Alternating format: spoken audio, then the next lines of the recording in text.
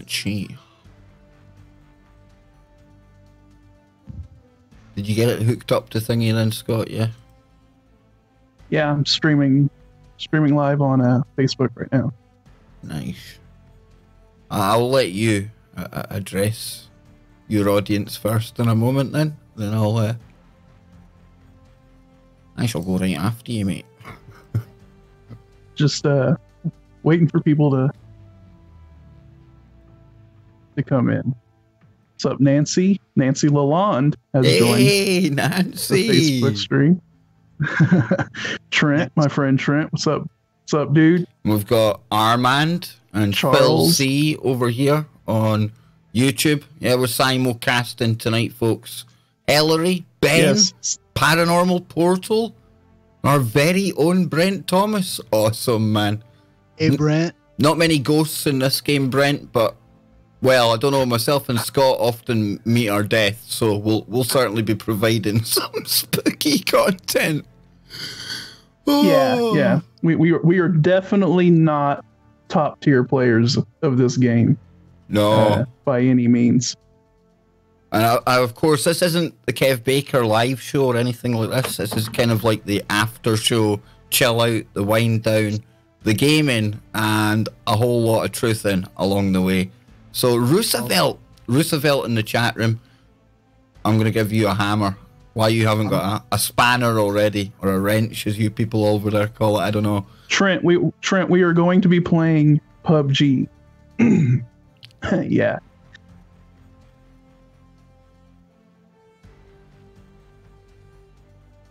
Scott, was that like almost a giggle there because we attempt to play PUBG? Yeah, exactly. We sort of got our asses handed to us on a silver platter. You know, though, you can only get better. And a lot of love to Tracy out there as well. Travis, welcome. We'll get going in just a minute. Scott Lopez and Jimmy Genes here with me. And Scotty, you're over on Facebook. This is kind of cool, man. We couldn't get it working last time. Yeah, for some reason, my OBS studio was not connecting to Facebook last time, but it seems like all is well. So all is well in the land. So, yeah. So we're almost ready to everybody. We are doing a simulcast. I'm streaming my end on Facebook, and Kev is streaming his end on YouTube. And it doesn't sound. It's not half as rude as that sounds. Scott has not got his end out on Facebook, and I don't have my end out here on YouTube. Not yet. Not yet. Maybe, you know, if somebody puts in £1 million bid, I might get my bit out on YouTube. I'm only joking, folks. It's going to be one of those nights. I'm in a bit of a daft mode, guys. So it could get kind of rowdy in here. It really could. Yes, it could. Right, that's me. I've informed all of the masses out there on social media. Elemental Arts, a big shout out to you. I'm watching via Scott's live stream and yours here. Talk about obsessed. By the way, Nancy Lalonde, this is my YouTube channel. So a big shout out to everyone out there. And I'll get us ready. I'll get the screen going. Scotty will be there. You go. You even get to see us. And if Jimmy Genes, if you talk, people will get to see you. And wait till you see Jimmy's hat. It is so super cool. Go for it, Jimbo. I'm muted, I'm pretty sure. There you go, man. There you go. The man in the hat. Am I muted or what? No, you're not muted, dude. All right, because I can't see because I got the screen up with the chat. I'm just getting booted up over here on YouTube's so I can get the chat ski out of there.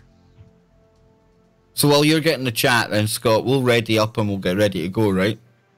And then Jimmy can lead the way, because Jimmy's going to be able to take your questions and things in chat, folks. He'll probably be bringing up the odd story. If you've got stories you want Jimmy to check out, just post them in the chat room, and we'll be right there. We'll be on it.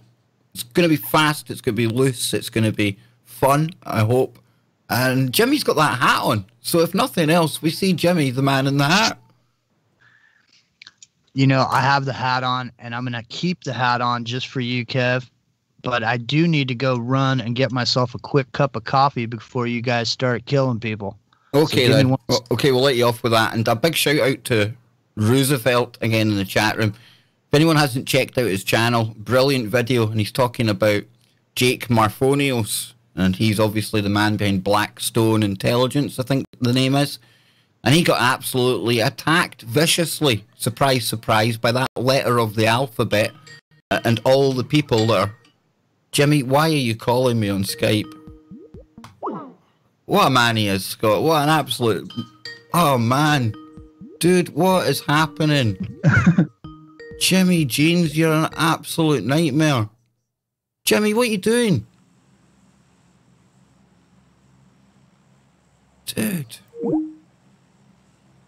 Right, I'm back, Scott. I'm back. I don't know if Jimmy's here or not.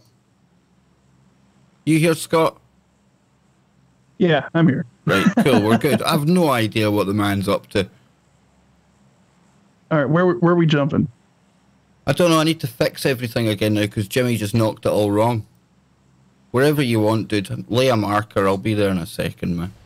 Oh, I've jumped, Scott. Shit. Pressed the wrong button.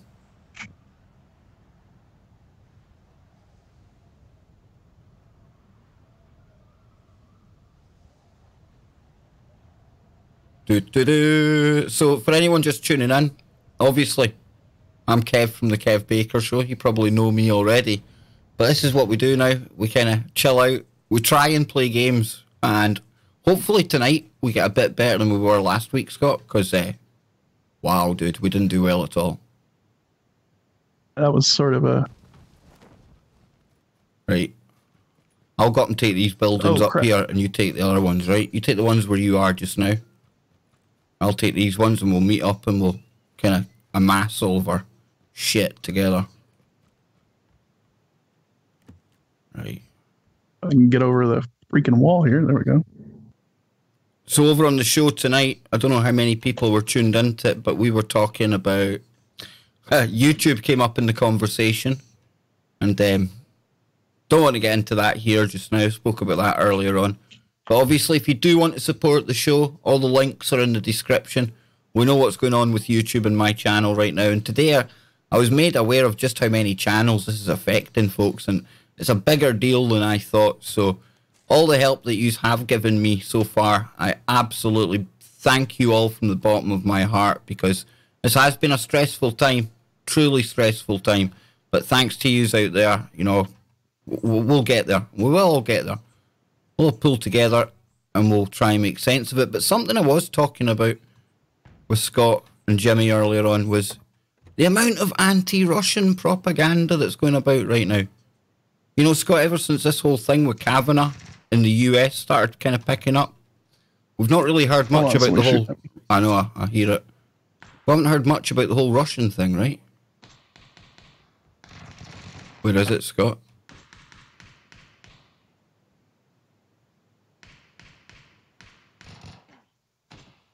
Where is he, dude?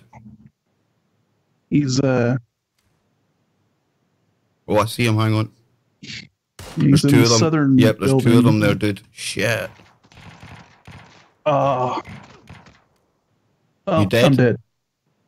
Hang on. Oh shit, he's coming this way.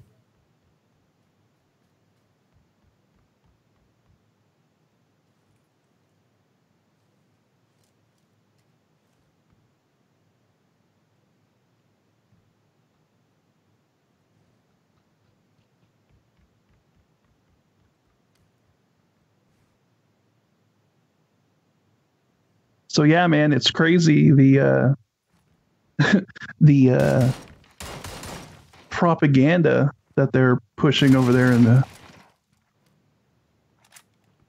UK, man. Dude, man. Oh, no, it's pretty brutal. It really is pretty brutal. And I see War in the chat room. You need to teach me how to play this game, dude. Watching you and Uni playing this, it's a different experience altogether. Myself and Scott, Wookies. Wookie rookies, man. But yeah, we were talking about the Russian stuff there, man. Seems to have calmed down in the US because everyone's going batshit over this, like, judging things. And now we're getting the taste of the whole kind of anti-Russian crap coming back again. And it's coming back tenfold, Scott. And like we were saying earlier, it's just ridiculous. Totally ridiculous. yeah, man. Ready to go. Ready to go. So where does it end, Scott? Where does it end? Is it just all theatre? Is it all just to make us think badly of the Russians? I hope it is, because I'd hate to see some kind of conflict, man. Despite all the things we talk about, I truly would like to avoid some kind of endgame scenario, which a war with Russia or China, it would be, and that's not to be fear-mongering, it's just the way it is, right? Well, yeah, I mean, I think we can all agree World War III, probably not a good idea. You know, starting a conflict with a major world power like that, probably not a good idea. And the rhetoric that has been coming out is just insane. It's ridiculous. It really is. I'm surprised that we're not actually fighting the sandworm unit out of the GRU in these computer games, you know, because they're so scary. And these cyber warriors from Russia are hiding around every corner, be they real corners or digitally rendered ones. These Russians are everywhere, dude. Used to be ISIS, now it's Russia. They're just everywhere. Right. Yeah. You gonna set up play, Scotty boy?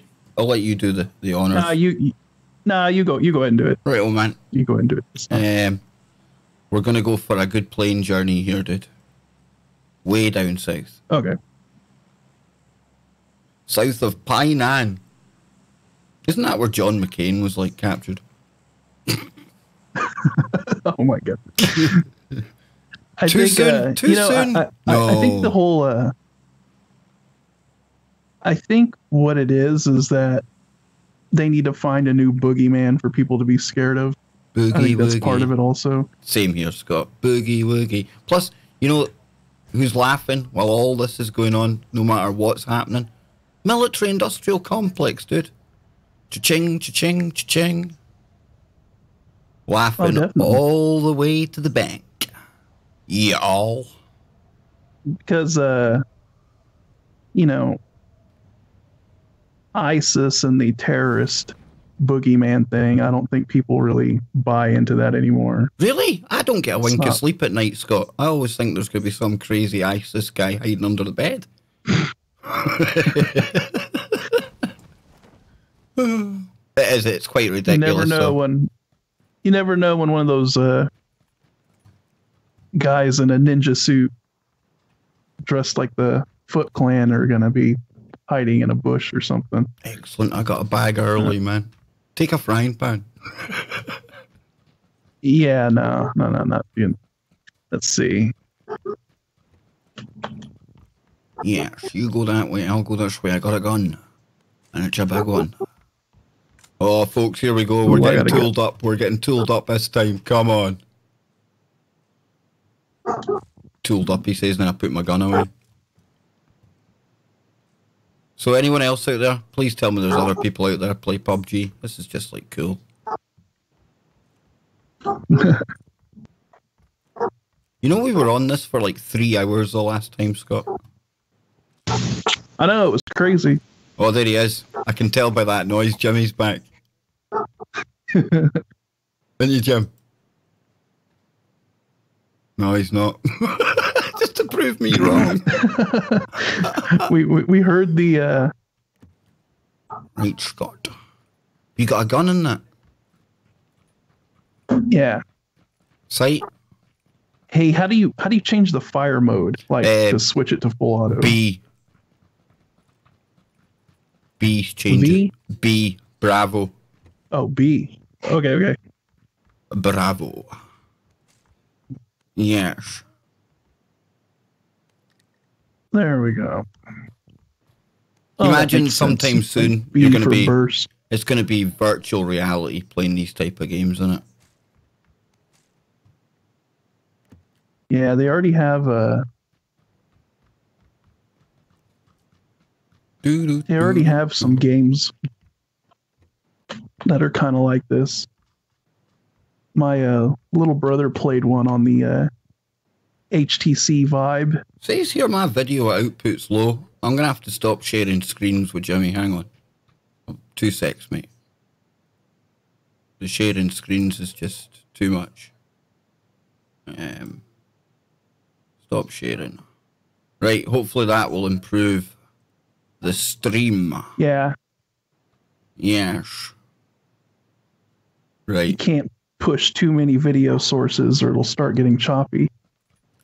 Yes. I'm hoping it looks better now. I need like a bag or something. Right, hang on. I need to change the size of my chat as well, dude. Hang on. I need to get in somewhere and hide. See, Jimmy Genes is meant to be controlling all of this. You know. Hang on, folks. Give me cover, Scott. Come on, give me cover, man. Right, dashboard. How do I get into this? I know how I get into it. Editor. Webcam.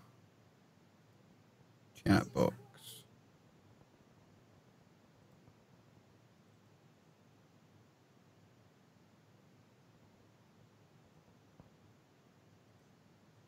Right, let's see. If you hear a dog barking, it's my dog going ballistic outside for some reason. Is it? Yeah. Was a Gino in the chat room? We could cut most of the greed. Give the world what we need. Give the world what we all need. And just maybe sow the seed so that we may all be freed. Huh? Pretty good, Scott, that, isn't it? Yeah. Yes. Right, I'm ready, dude. I'm ready. Hainan. Right, let's do it. Lead the way, man. Because we gotta start. We need to get rounds on start the way, getting. Dude.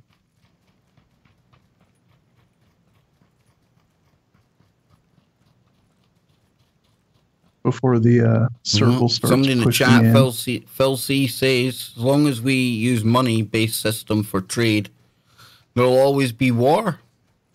You know, I honestly fear that no matter what way we done things, it's just in human nature, unfortunately, that we become territorial, we become greedy, and these things alone, you know, be it money, be it resources, be it just we get jealous of somebody somewhere else.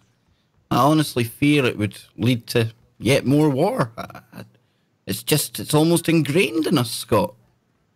I'm not saying it's a good thing or a bad thing, I'm just saying it's what we've always done, right? Yeah, well, we're a tribal species, and so I think it's just something that we do, man, unfortunately. Yeah, same here, man. Unless there's something to add that actually changes the fabric of our DNA. That's why I would like us to get out in species. Yeah, that's why I'd like us to get out in space, man. I mean, we work together most of the time with science stuff anyway. The space station, we work together there. You know, if we had some shared goal, sound like Ronald Reagan now. There was an outside alien threat, Scott.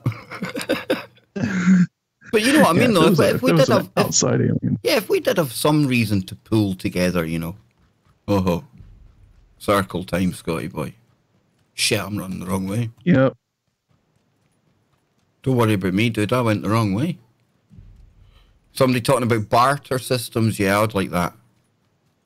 Yay, my video's back to good health now. We're jamming. Yeah, barter systems, Scotty. That would be an interesting way to go, right?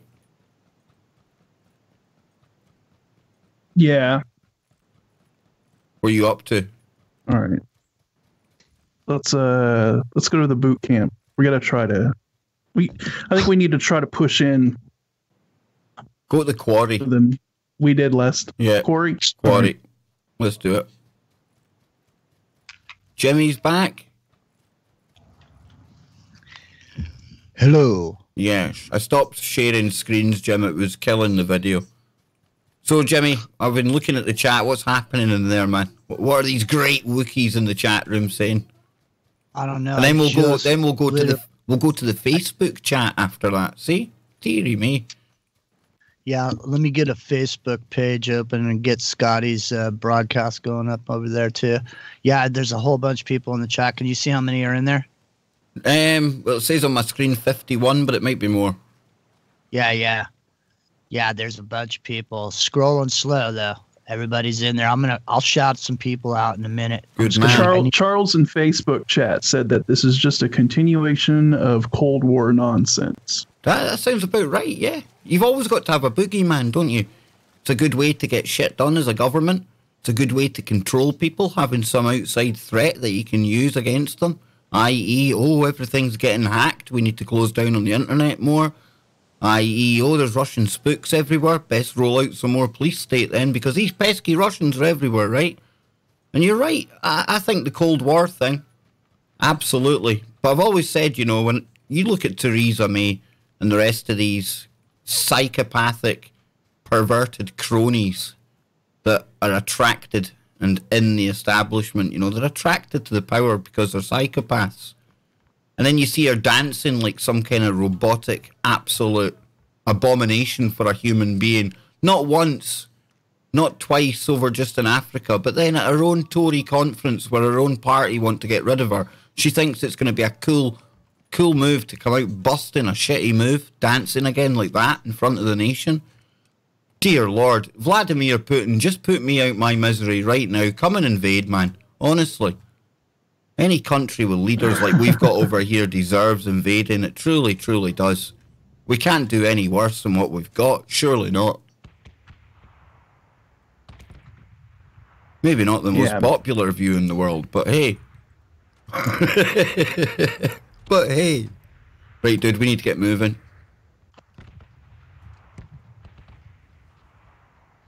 We've got one of those blue square things happening. Circled square even. So, Jimmy, what's happening, dude? You're awfully quiet, man. I'm only quiet because I have to go boot up.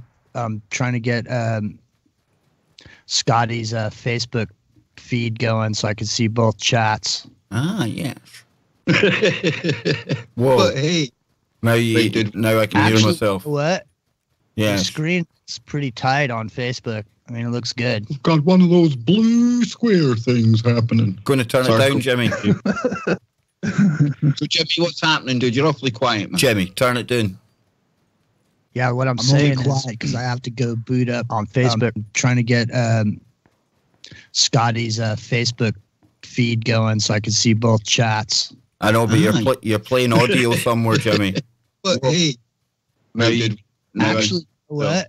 You're playing audio. It's pretty tight on Facebook. I mean, it looks good. We've got one of those Jimbo square things happening. Scott, help me out here, will you? So, Jimmy, what's happening, dude? You're awfully quiet, man. Jimmy, turn it down. Jimmy, you need to mute up your streams, man. I have to go boot up on Facebook. Trying to get Dear Lord. Scotty's Facebook feed going so I can see both chats. Can you mute up your stream, mate? Go somewhere, Jimmy. Jesus wept. Wait. Jimmy, I was about to come through and shoot you there. Right, Scott, where are we? That's put me all wrong, man. He was piping through the audio and giving us a little bit of a audio inception. I felt like I was like changing between the dimensions there. I thought it was like coming and going, man. Where am I? I know. That was a trip. What happened was when I opened the Facebook page, Scotty's screen was not muted on my end, and I didn't unmute it, but that's what happened. It was coming back. It was a ghost. Everyone out there for that. What the heck? That was my fault. It was kind of cool, though. For a second, I was like, wait a minute. Didn't you just say that? Roosevelt, you the man. You just shared this out on Twitter. Awesome stuff. Right, I'm hearing something, Scott. I have no idea. There's something going down. Something going down, and it's not us.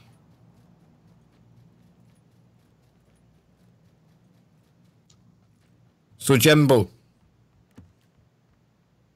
Yes, sir. What is happening in either one of the chats now that you've got them loaded, dude? I had to dump the Facebook chat because I couldn't get the mute button. Right. So, Scott, there's going to be people 2 seconds. Over on YouTube, there's going to be people to get here, dude, because there's drops coming in. Ooh, okay. See them? Yeah, so over on YouTube. You got Ruth in there. Ann Bowles, Ben Mack. Ben, how you doing, Ben, man? You got War is in there. Yeah, you see, War can play PUBG. Oh boy. You're talking about elite forces there, lads. Valley Parks is in there. Nana 017's in there. Nana's way cool. Everyone's way cool in the chat. It's all names I know, which is always cool. Anyone know that Twitter has been acting funky last couple of days? Absolutely. My timeline and notifications, Roosevelt, are not right. Thankfully, I've been getting your material, though. And like I said earlier on, for anyone out there who hasn't checked out Roosevelt's channel, head on over. And the video he has today where Jake Marfonios addresses the QAnon people. People need to hear that. Oh, no. No, Scott, get to me. Revive me. I'm hiding in here, man. Where is he? Where's he at? I don't know where he's at. He shot me up the ass. There's some goodies in here as well, Scott. Right, goodies. I'm here, dude. Look, he just shot I'm getting you. shot at. Yep. I don't want to run out there because I'm getting shot at too. I know. I'm trying to figure out where the hell this guy's help at. Me. Help me. Blue Raven says Kev Baker gets the truth out. We try, Blue Raven. We try. And I hope people don't mind this new kind of approach to getting the information out there. But I think it works better than me just sitting with a screen capture, capturing dead, boring articles. And it's better to hang with the guys, chill out, we'll have a laugh. And if nothing else, folks, you can take away the fact that myself and Scott are probably... Well, I put myself way below Scott, actually. He got a kill in the last time we played. I am terrible, so... Can only get better, Scott. Yeah. I'm ready to rock, dude. I'm ready. I'm ready, dude. Ready to go. You're ready to rock.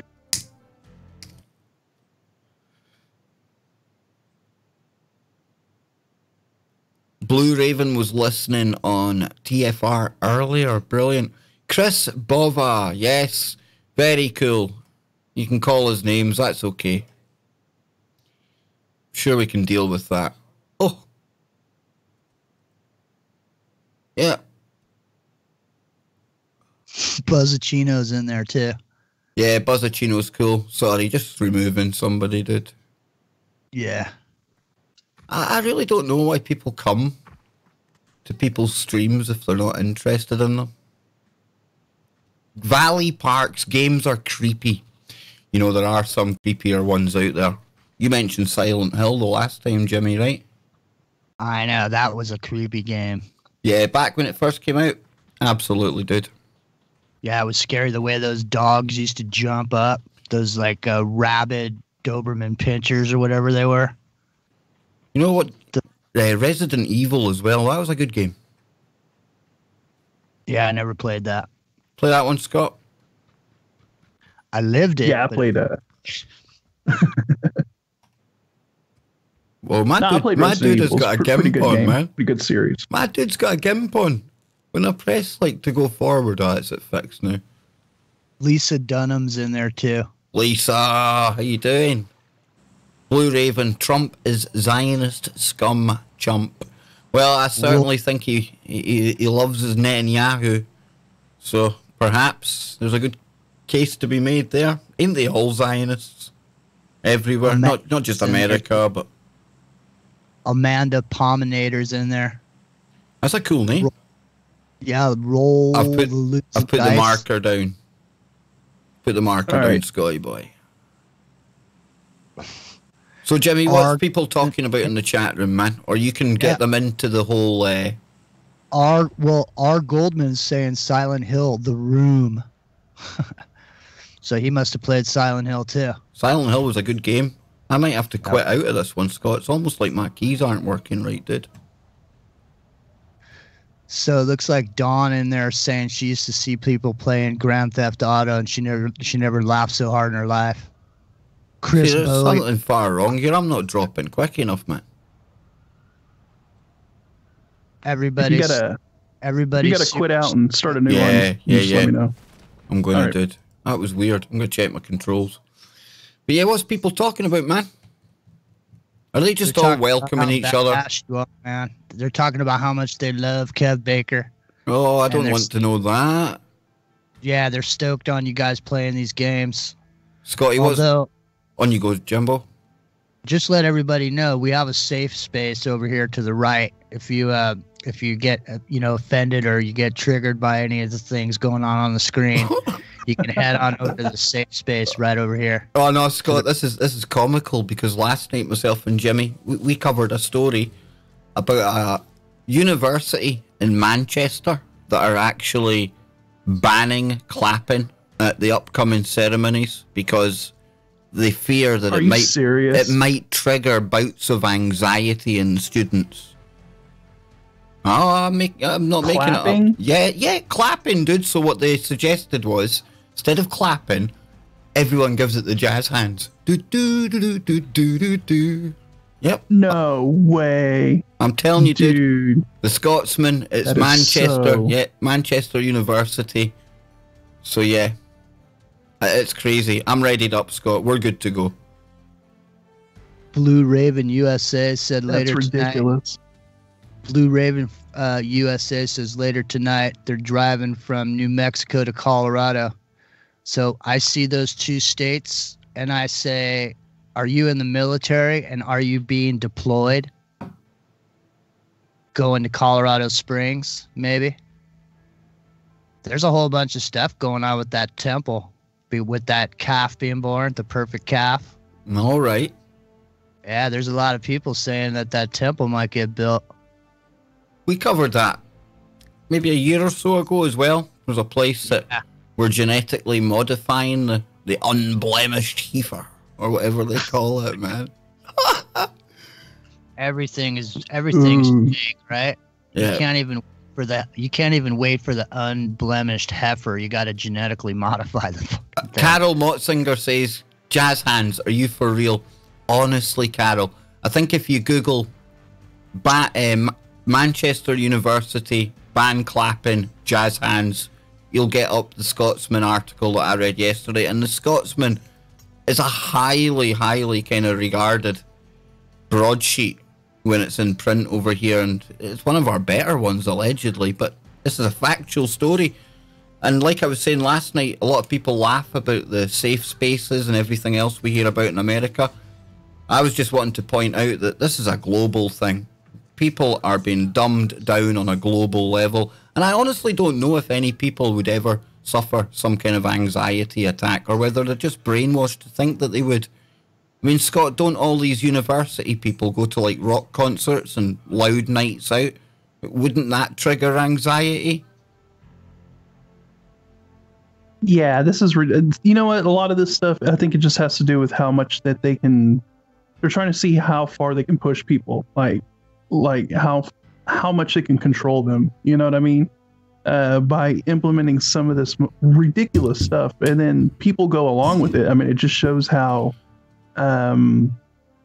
easy it is to like brainwash the population into doing absolutely ridiculous things that make no sense whatsoever, like banning clapping, right? And telling people that they can't clap. It's all for exerting control over people and controlling their actions and what they can do and what they can say.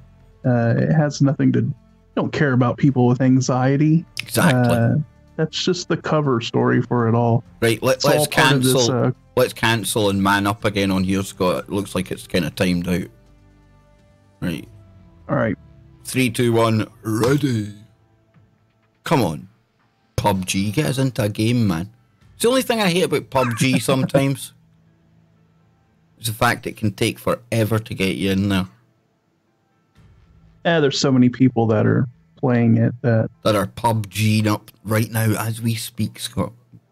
Ready to battle Baker and Lopez. That's what it is, dude. We'll have to try that Fortnite one night.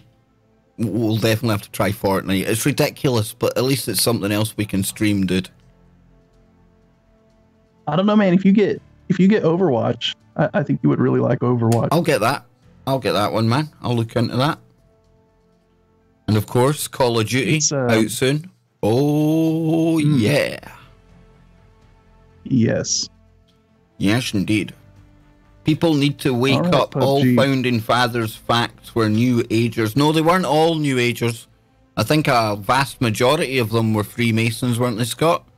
But I don't know if they were all New Agers. Or, I mean, you're American. You tell me, dude. Who were New Agers? The founding fathers. It's a comment from the chat.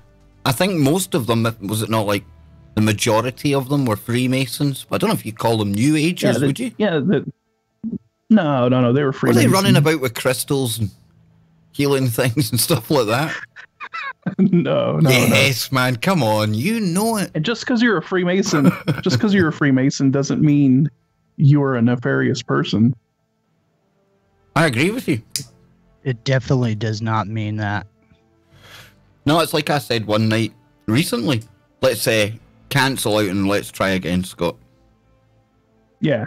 It's like I said one night recently. I've got a lodge, a Freemasonic lodge, just down the road from here. Worked with a guy that was in the Masons, and absolutely none of them that I know have some hidden agenda. Now, that's not to say when you get these elite billionaire types and royal types and politician types in their lodge, now they can make things happen. Absolutely, but... Yeah, well, what it is there's a secret society within that. And really, I mean, the Freemasons is not that secret of a society, but what they do is they set something up within that, within the top echelon that really most of the people who are Freemasons don't even realize what's going on or have any idea what the agenda is at the top. So your low level people, your average Mason, really has no idea what's going on, and they're in there just for the for the good reasons, I guess, for being in there, and it's nothing nefarious, but you do have these people that are at the top that do have an agenda, and so you can't just blanket the whole group of Freemasons. That's not how it works. And then you've got all the other kind of like Order of the Garter, Knights of Malta, and then there's the ones that we've never heard of. I mean, we've heard of all these ones. I think it's Lord Monckton. He's quite open about his affiliation with the Knights of Malta. You've got Prince William, no secret. He's 1,000th member of the Order of the Garter. But it's the ones that we don't hear about. And there must be those kind of lodges, and they won't even be in lodges. They'll be in country manors and places like we've seen in Eyes Wide Shut. And that's the real kind of smoky room scenario where shit goes down. That's what I think, anyway, man. Yeah, I mean, the whole... Yeah, definitely.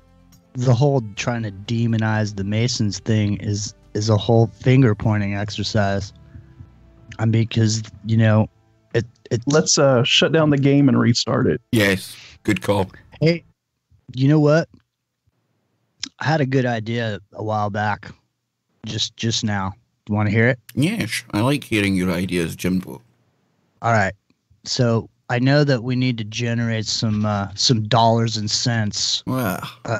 In the meantime, for your situation with the demonetization of your channel. So what I'm going to say and what I'm going to propose right here, because I think this may be the first time, I could be wrong. Maybe the chat can let me know if anybody's ever seen anything like this. Why don't we, in between games, I could put items up in front of my camera, and you could put items up in front of your camera, and Scotty could put items up in front of his camera, and people could bid on it live.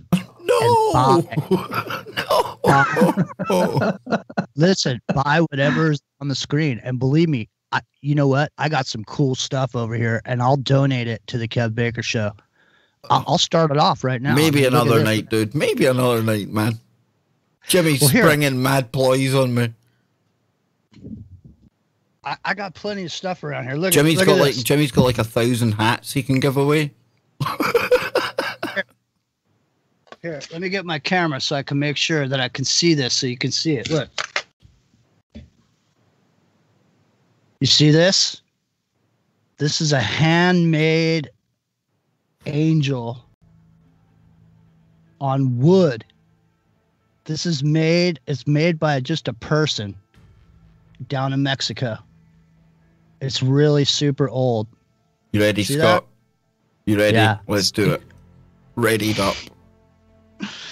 I don't know if you could see it because I'm really small down there. There it comes. Look at it. Scott, no, I'm what serious, have we created here, man? What about that light that Joseph Skynet made for you? You put one of those up here, I bet you the bids would go crazy for that thing, man. Surely, maybe, dude. Maybe in the future, man. I was just wanting to come and chill and game tonight, dude. You're wanting to market the hell. He's trying to pimp me. I'm not trying to pimp you, man. Scott, he's pimping me live on air, dude. My mind's always working. I was in there making some noodles for my dog. Somebody in the chat room said demonic attacks. Now, I don't know what that was in reference to, but I always like getting into some demonic attacks.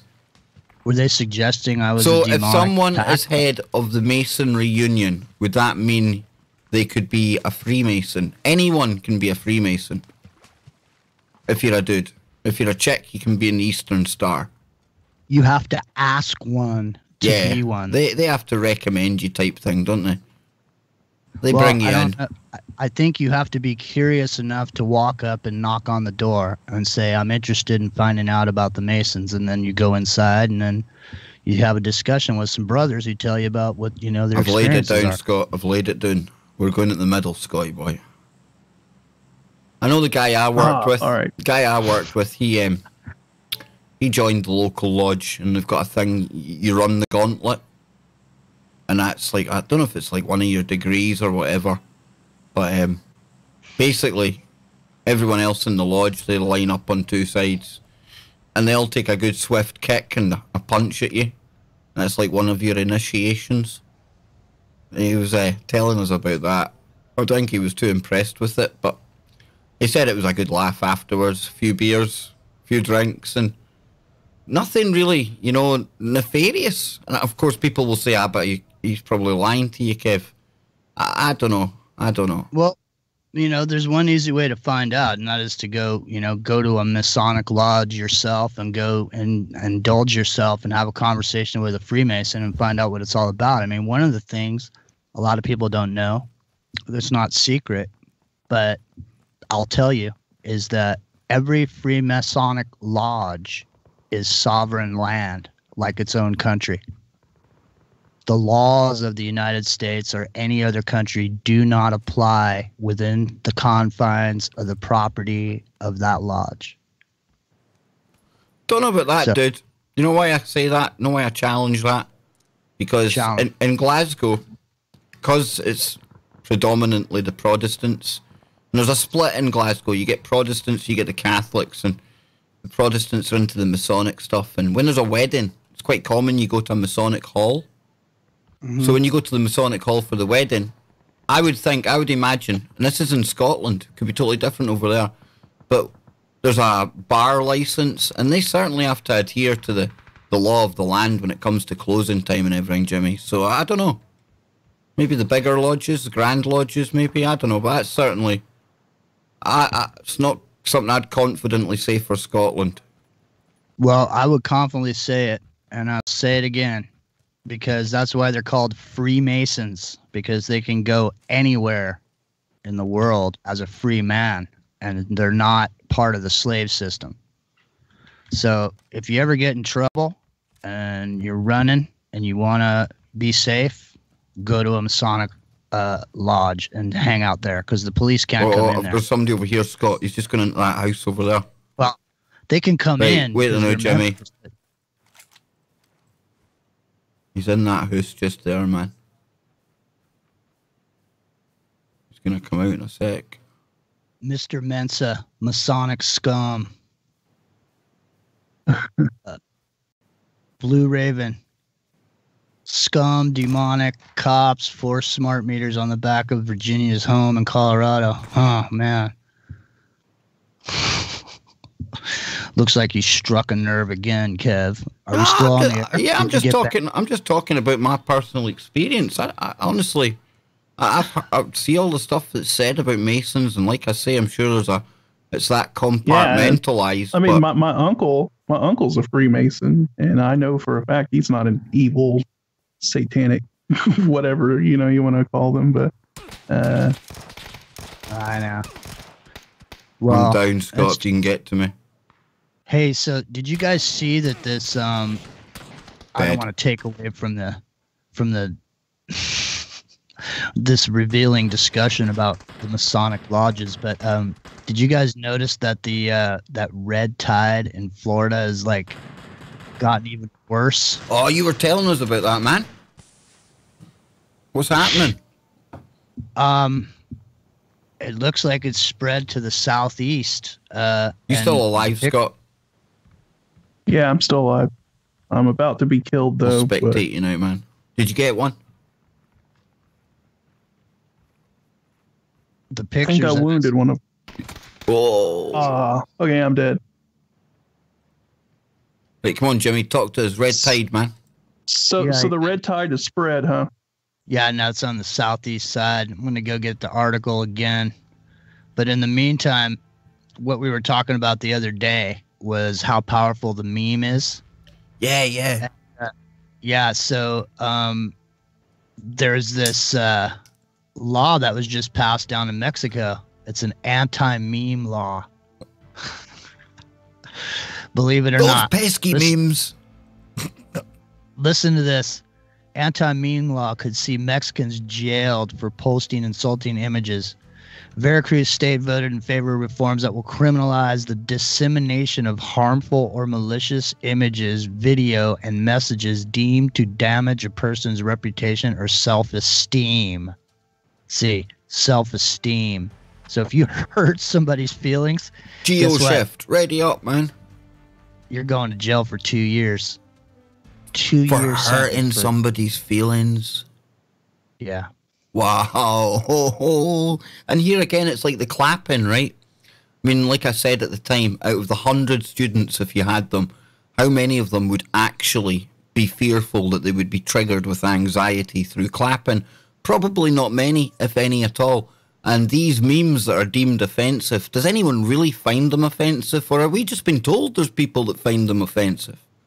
It's such a grey area, man. It's as vague as YouTube.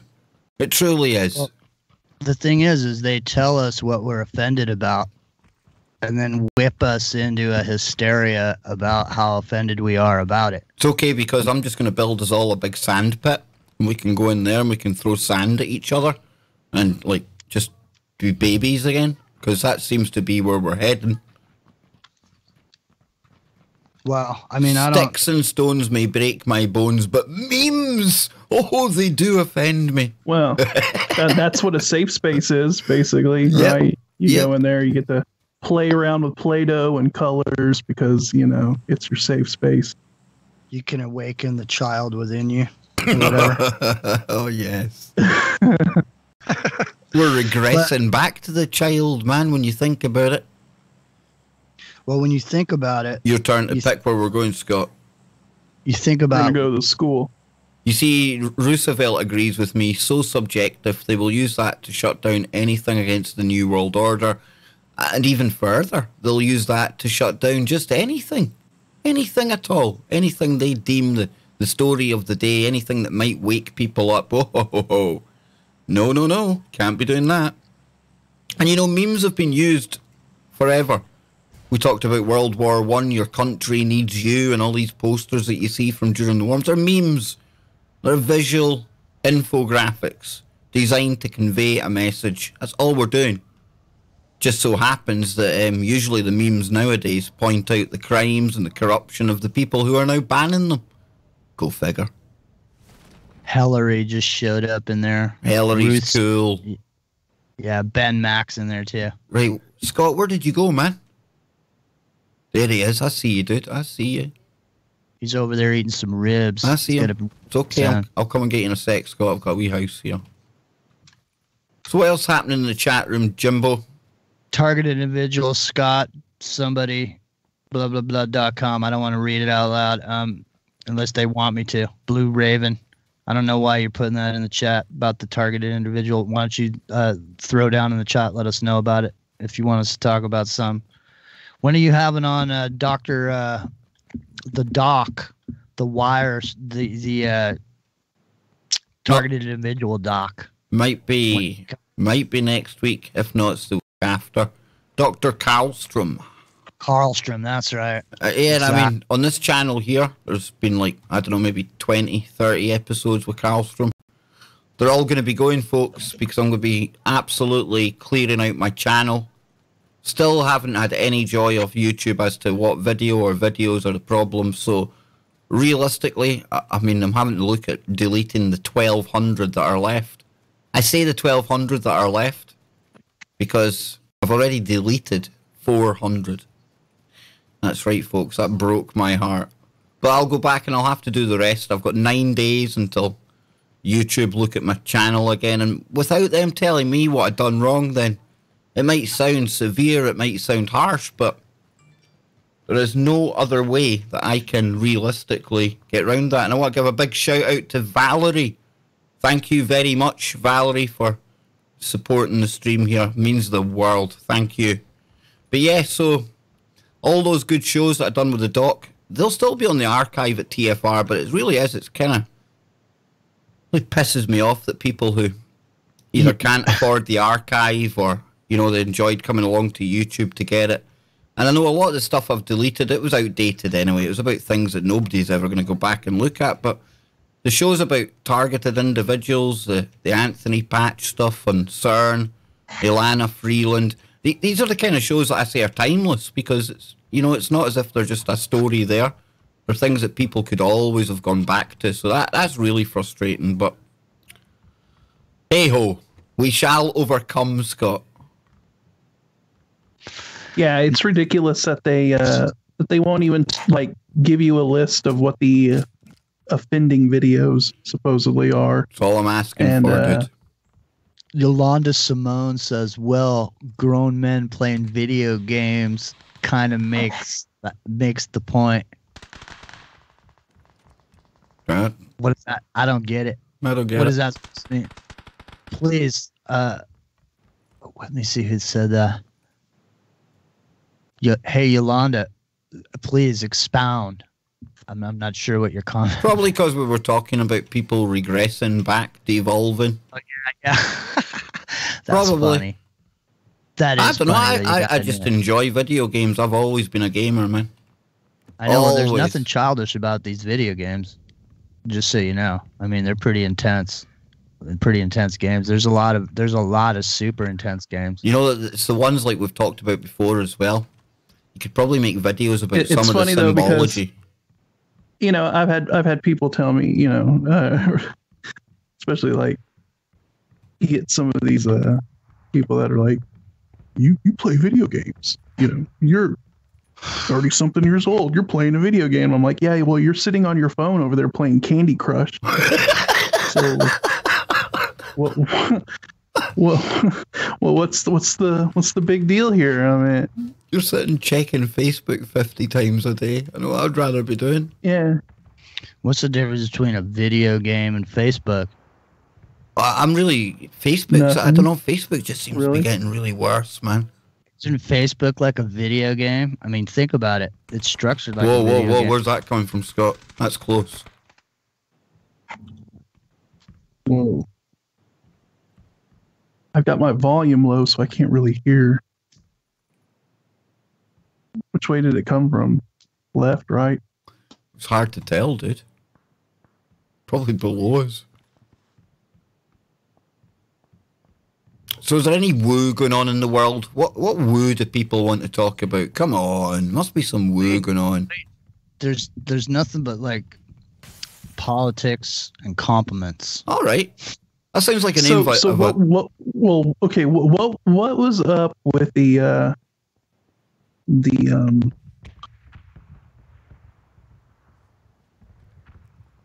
hold on a second. What was up with the supposed massive alien spaceship that was spotted by the sun? Oh, I've missed that one, Scott. Whoa! Yeah, I haven't looked. Whoa! Oh, damn! Yeah. Damn! We got murked out bad, dude. We both walked out. Wait, so what happened by the sun, man? I don't know. Supposedly they got some kind of image of what looked like a giant structure or spaceship or something near the sun. I don't know. I didn't really look into it. What about then? What about?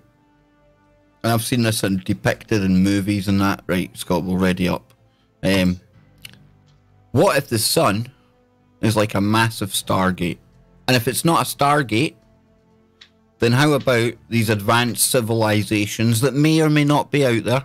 I certainly have the opinion they might be. But if they are that advanced that they can travel the vast distances across space to get here, right? Could it be that they're able to harness the energy of the local star of where they go? Are they going in there? Are they siphoning it off? One show that really cemented that theory in me was Stargate Universe. And it was one of the last Stargate kind of franchises, off-spins that we've seen. And that had the ship. It would go into the local star. It would like go across the top of the surface, not into the actual plasma or things, guys, but close enough where it could harvest, where it could really take in some energy, and then that's how they powered the ship. So maybe this is why we see things around the sun, because I've certainly seen some things that are definitely iffy.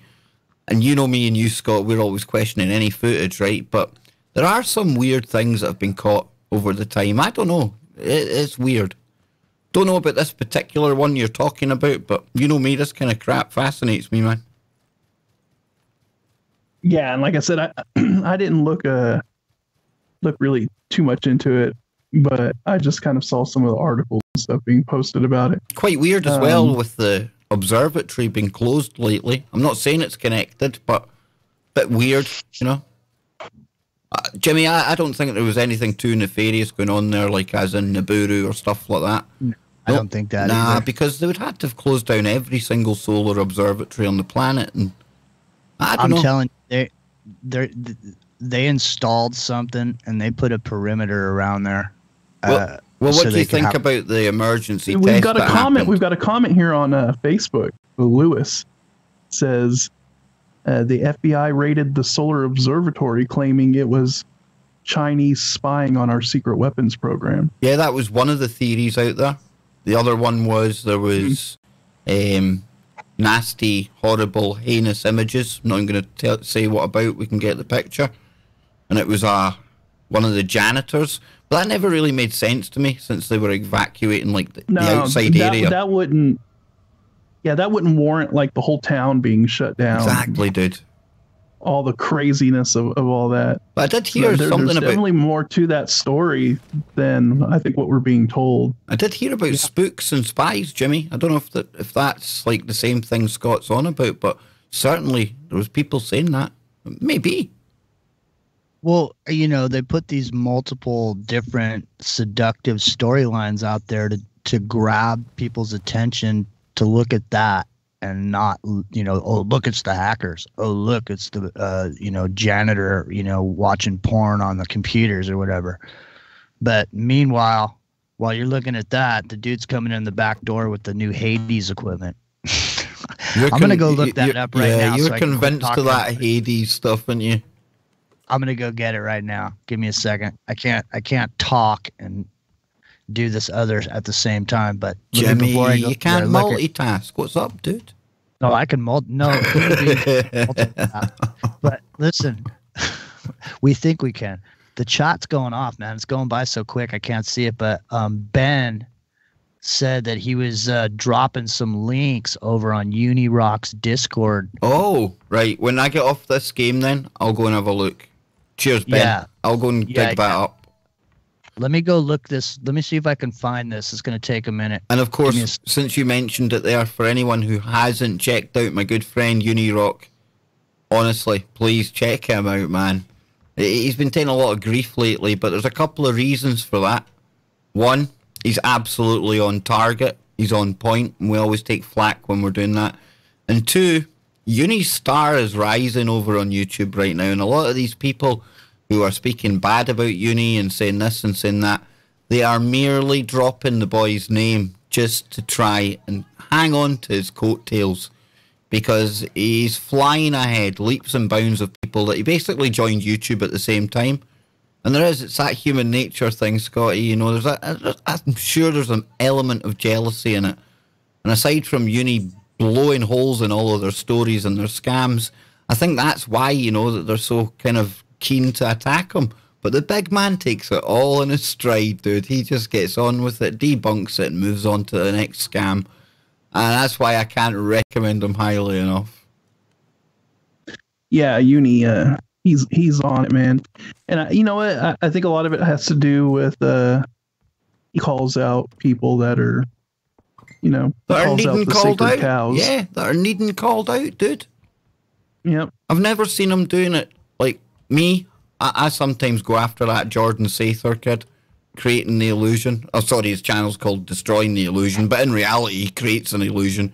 And trust me, it's pure just childish ad hominem attack, because I think he's hilarious. He talks about blue checking people at the South Pole and things. He's absolutely a trained shell, so I'll go after him, but I won't have any evidence to back it up. Whereas Unirock, no. We need to stay inside because the red zone is on us right now. All right, I need to reload, dude. So yeah, that's me finished busy talking up my my favourite YouTuber, the man himself.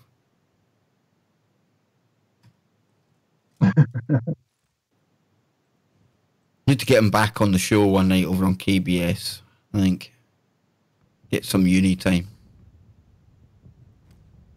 Yeah, we got to play PUBG with him and totally bring him down. Dude, no. Yeah, bring him down to our level. Exactly. We'll be like the burden on his shoulders. Shit. I forgot it's red. It's red, dude. Hey, yeah, come on. I want to see if I can get the chat to help us out, because I got to figure out what this acronym means. I figured out what the first two are. Right, what is it? Tell us the acronym, dude. So the acronym is HADES. Okay, so the first two words are high altitude. And so the information we're looking at is some sort of piece of equipment that's going to be associated with that observatory. So high altitude. Bring the listeners up to speed on where you got this from and how it came about, because maybe not all of them have heard KBS, dude, and the show of Clyde Lewis and stuff like that. Yeah, right, I don't go now. I don't remember where I got this, man. Was that not from the whistleblower? Negative. It was not from that guy. This was from a different place. Hang on a second. Gotta go. Where are we going, Scott? We gotta go east. I'm there, man. I'm coming. Oh shit, that was me. Was it you shooting? Yes, negligent discharge. I would be spending a week in the army jail right now in the UK for that. £250 that would have cost me.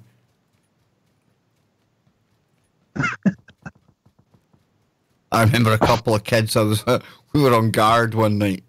Obviously, guard duty. You do 2 hours in the gatehouse. You do 2 hours on the vehicle checkpoint, and then you do 2 hours of roaming patrol and 4 hours in bed. Right, and you get up and start it again. And there was these two kids. There was these two kids in the chat in the guard room, and they were out on the post watching the gate. It was really, it was middle of the night stuff, 3, 4 in the morning, middle of winter, freezing cold, and it was a long 2 hours in there. So what these guys decided they would do, in their infinite wisdom, is they would have a game of chicken. And their game of chicken involved the SA-80 rifle that we got issued as a British soldier. And there would be a little bit of give in the trigger. You know, when you're firing, you can pull back before you get to the actual firing point. And these two clowns, their way of passing time was to play chicken, see how far they could pull the trigger back without it going off. You know how this story ends, don't you, Scott? I mean, it just absolute disaster. Bullet goes off in the wee gatehouse, ricocheting about the place. How nobody died, it's beyond me, dude.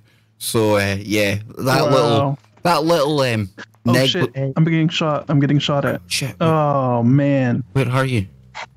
Buzzacino got it. I bet it. That's what. Where are you, dude? I'm going to come and save you, man. No, I'm not. I'm dead. Where are they, man? He's up by those buildings. Right. Well. Hang on. He was by a tree waiting for me. Oh, dude, we just scored. Seriously. I've done work for this company. This is big time. That was really good, Buzzacino. You just scored big time, dude. What happened? He figured out what the acronym meant, and I just searched it, and I came up with a piece of equipment. So here it is. Boom, it's in the chat. Well, tell us about it, dude.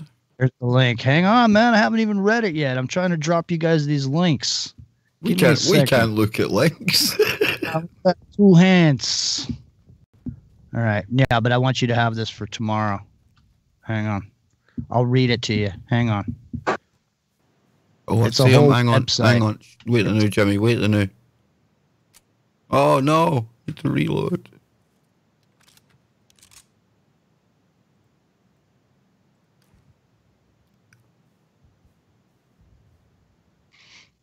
All right. Let me go over there now. I'll tell you what it says. So first of all, the company is L3 Communications. So what the Brashear L3 directed energy system, let me read it to you. I've got a guy in the ground. Wait now, Jimmy.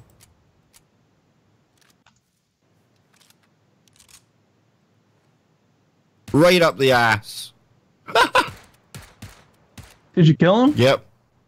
I'm just going to get the other one now. Wow, good job. Woo! Everybody give Kev a round of applause. He took him down.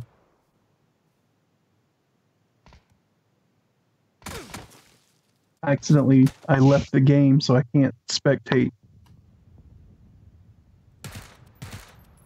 Capabilities. Let's see what it is. Well, this is mental, Scott. This is it. We figured it out, man. Oh, shit. I've run out of rounds. Please tell me I've got rounds in this bad boy. I've got this mofo pinned down, but I can't see where he is.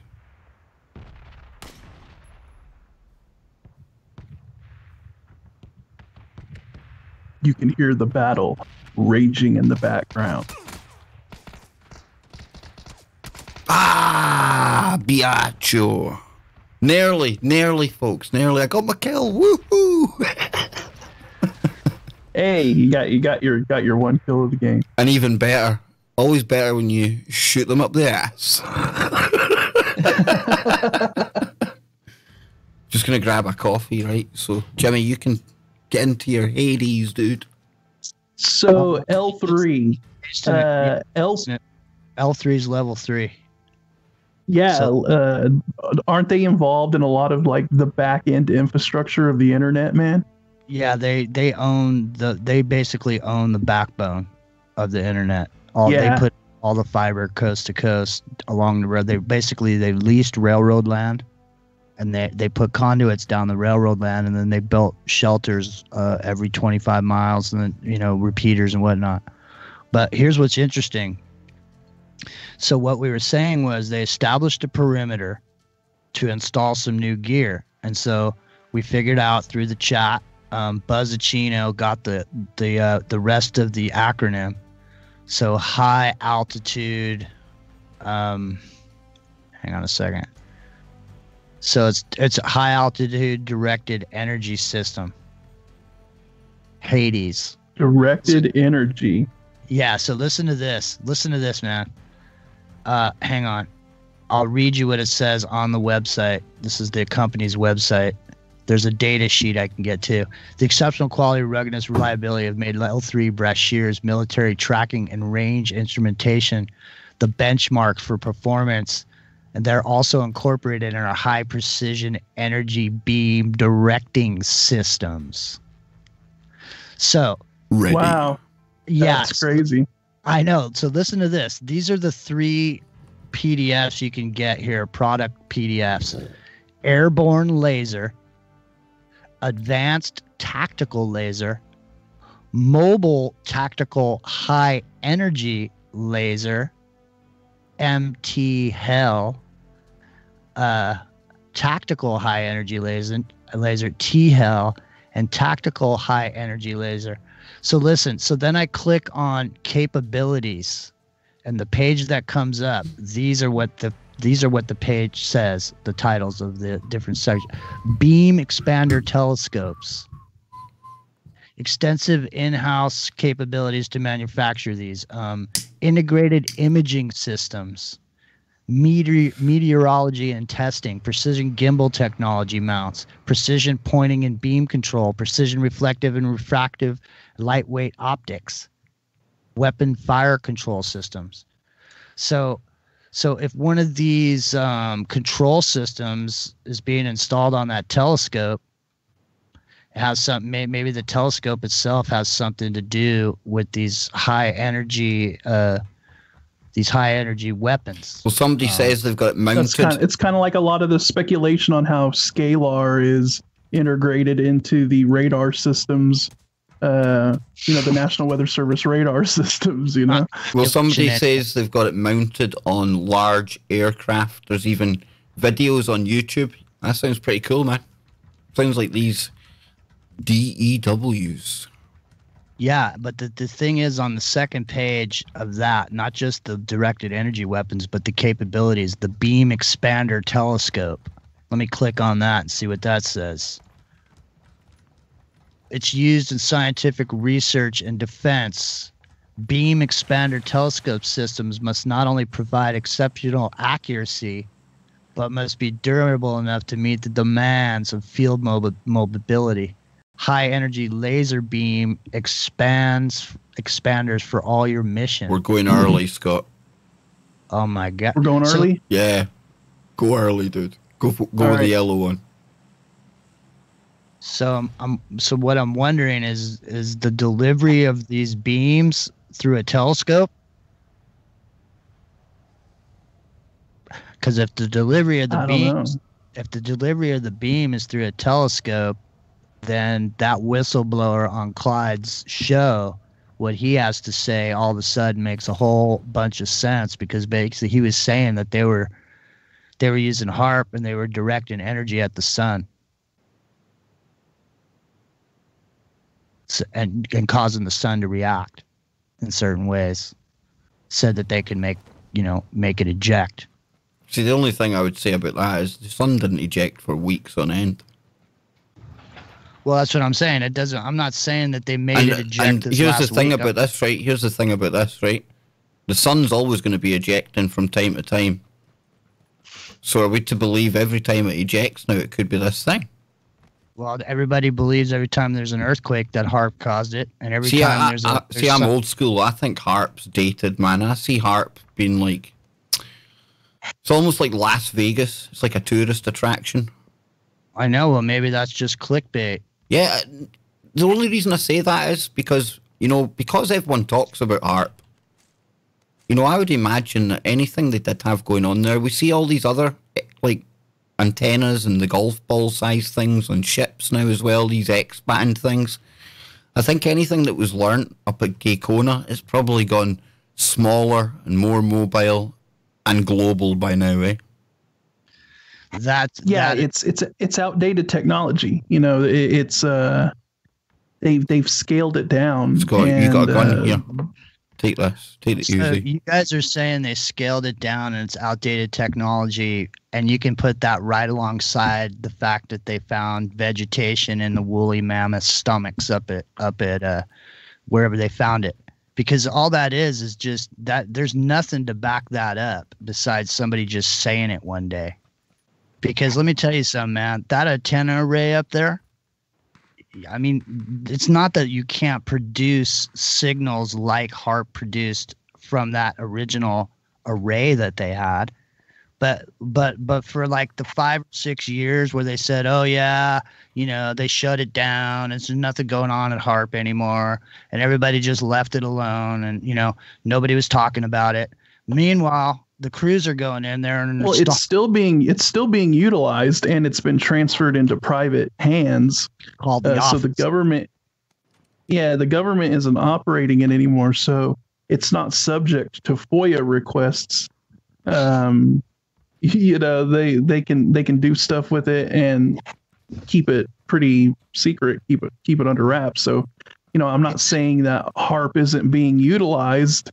I'm just saying that the technology of it is probably proliferated all over the place now, and it's scaled down. So you can have HARP technology deployed anywhere.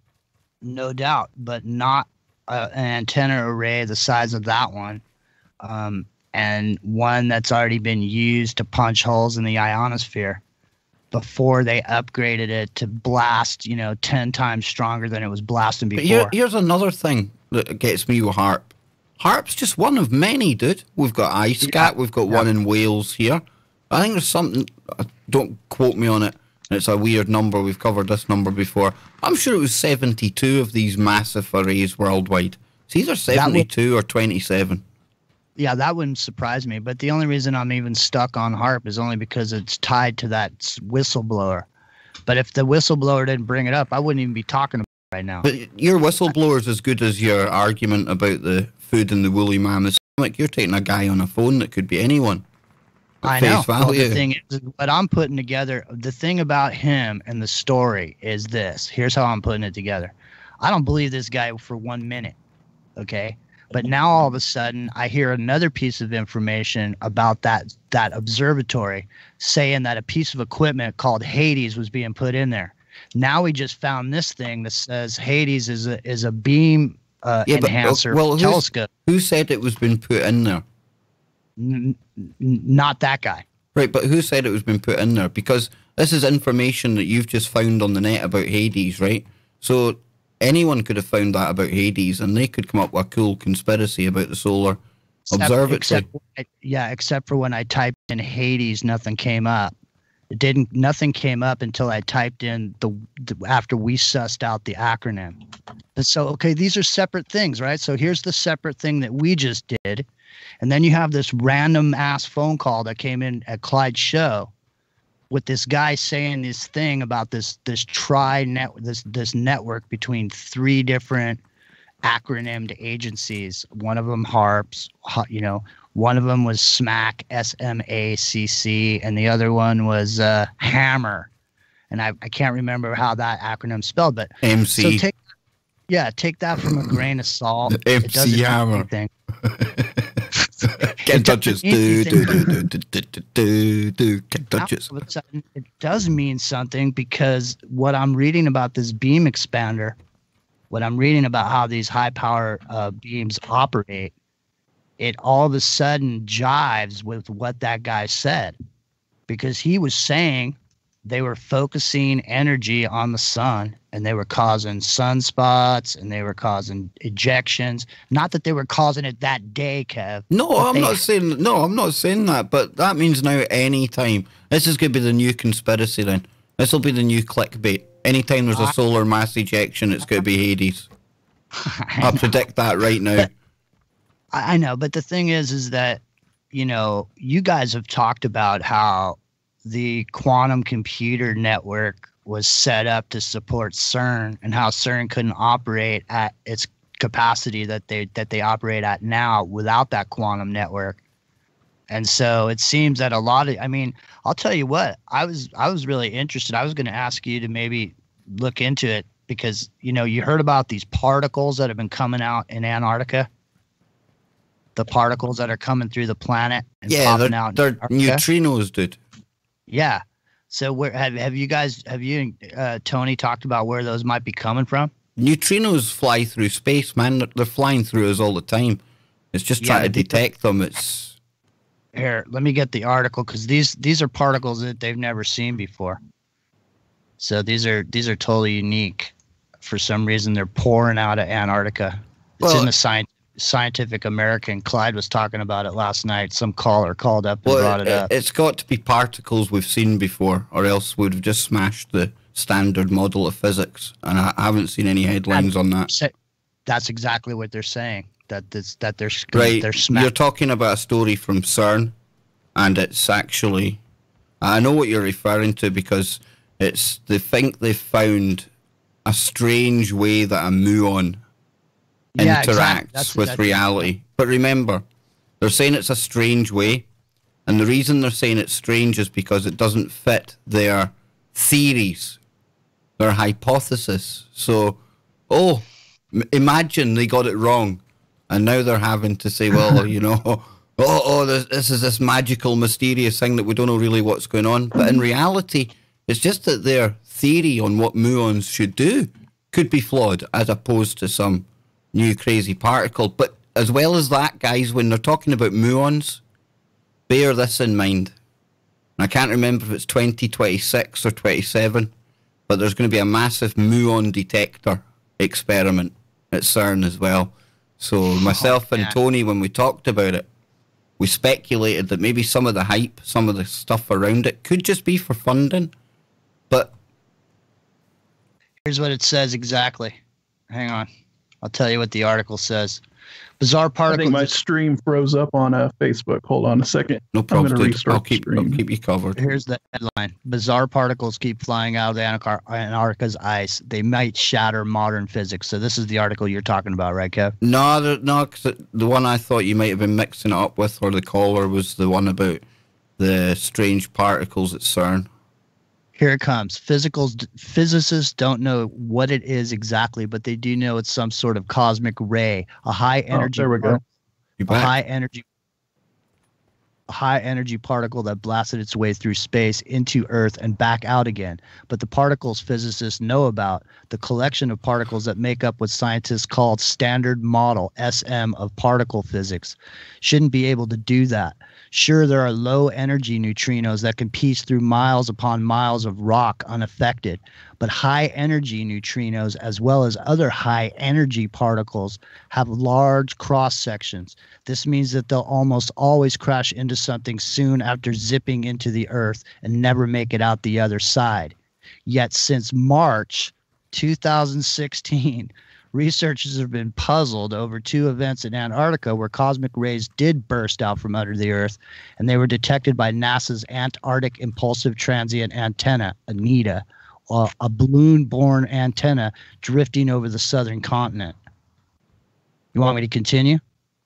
If you want, man. We're just getting tooled up here anyway. Yeah, that was it. I mean, it's got. See, this is the hubris of man again, isn't it?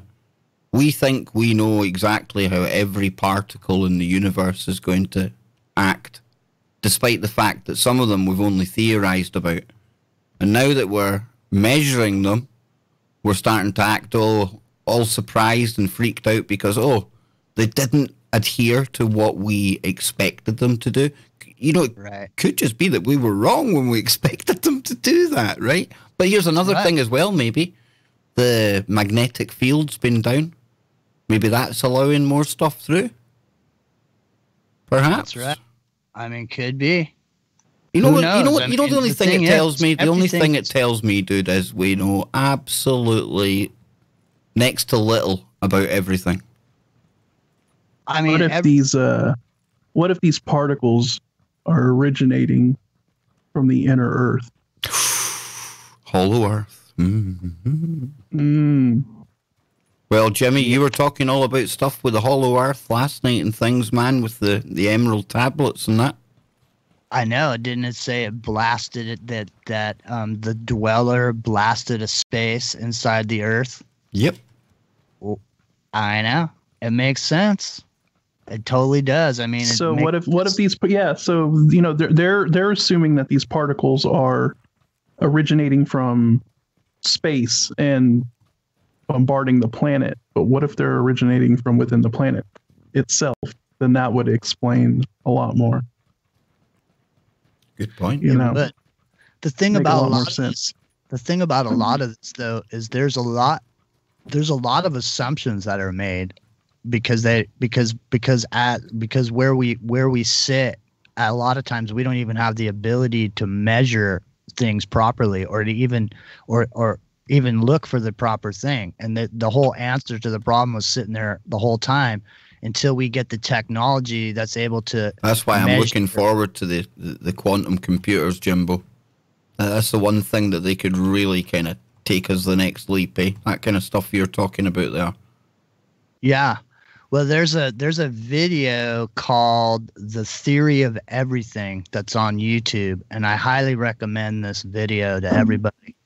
We're going upstairs first, Scott. But yeah, we're pretty well within the circle, so that means a lot of people are going to be coming to us, man. Right, I'm going to drop this shotgun.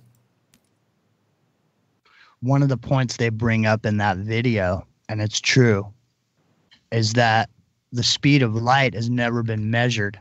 You know, the speed of light has only been measured by our ability to measure it. So it can only go as fast as our ability to measure it, and we don't know if it's going faster than that. So everything built on that theory is built on an assumption that light is working at a certain speed. However, that said, all the calculations happen to turn out correctly with that given variable. So I would say they're about spot on with it. You think? I'd say within touching distance, you know. I know. Well, you know, touching distance is a big deal, man. And I mean, you know, from, you know, being in the service, you know, working with equipment, you know, like if you're aiming, say, a gun at a target, you know, far away, like a little bit. Yeah, but yeah, I get you. You know, I mean, the thing is if, you know, 1 + 1 = 2, and as long as that pans out, everything's all good. I mean, and then you build everything off 1 + 1 = 2 because we've tested it and it works, and everything works off that 1 + 1 = 2. But you know, there's other equations, man. You know, and if we're not basing the very first fact that the rest of everything is based on an assumption that anything. Well, it works in my reality. That's what makes the quantum universe possible, man. Is the fact that there are more than just 1 + 1 = 2. And that's what Geordie Rose is tapping into when he gets into the it's not 1, it's not 0, it's something else. It's in between 1 and 0. So, I mean, everything else is working on yes or no, 1 or 0, 5 volts, 10 volts. I mean, 5 volts, 0 volts. You know, and it's up and down. It's a square wave. But now there's a third state, and in that third state, that's the ether space, and that's the stuff you guys talk about. And that's some of what we may be talking about tomorrow on the Anthony Batch show. I don't know what Tony's got planned for tomorrow, man. I'm not sure. But isn't it that ether space, you know, that we live in? That's there. It exists. And like when you're in that space, you're neither here nor there. That's why I like going on road trips, man. The best part for me when I get in a car or go somewhere is the fact that when you get in the car, you're neither here nor there. And as long as you're in the car, you're still not here and you're still not there, and you're in between, and anything's possible in that moment. And that's the same thing I think with the on off and the in between state that's found with quantum computers. So the multiple universes and the multiple ways that things can shake out. It looks like anything's possible in a quantum universe.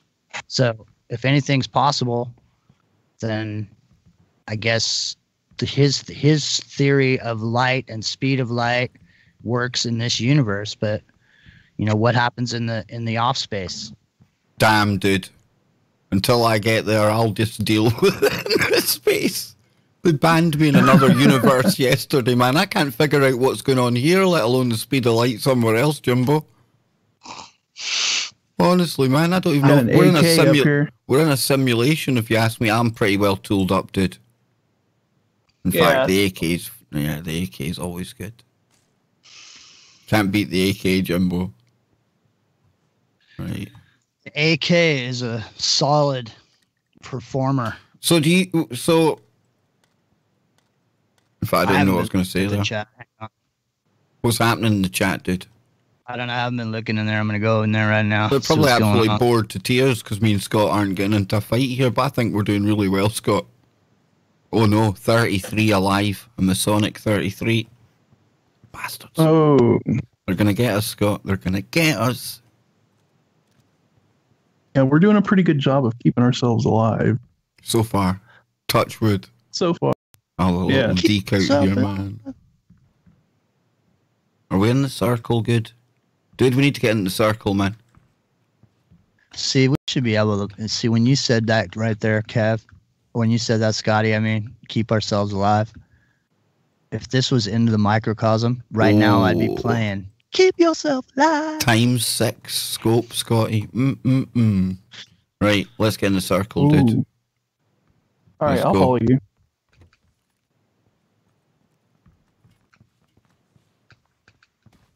What's happening in chat, Jimbo? Yeah, Buzzacino says, Jimmy, it sounds like you're saying the journey is the most important part. Sounds like an old saying, and he's smiling. And yeah, man, it is. The journey is. And the preparation is the work. It's not like, you know, when Chris and Cherie went over to that journey that they had over in Egypt, it wasn't when they got there. It was everything that led up to that point was where they did all the work. It's like all the... Be careful going up to those buildings. Yep. So I bet there's people up in there. So Buzzacino's making some good... There's a lot of good contributions happening in there. I got to scroll back to see, but it says... No, there's two up there, Scott. Two up here, look. We're just going along that hill behind there. See them? Mr. Mensa is saying that the speed of light has been proven to change. I bet it changes the minute somebody looks at it with a piece of equipment. I'm gonna get down in the prone, dude. Oh, I'm getting shot. Where's it from? Where's it from? Where's it from? Oh man, I don't know. I don't know where it's coming from.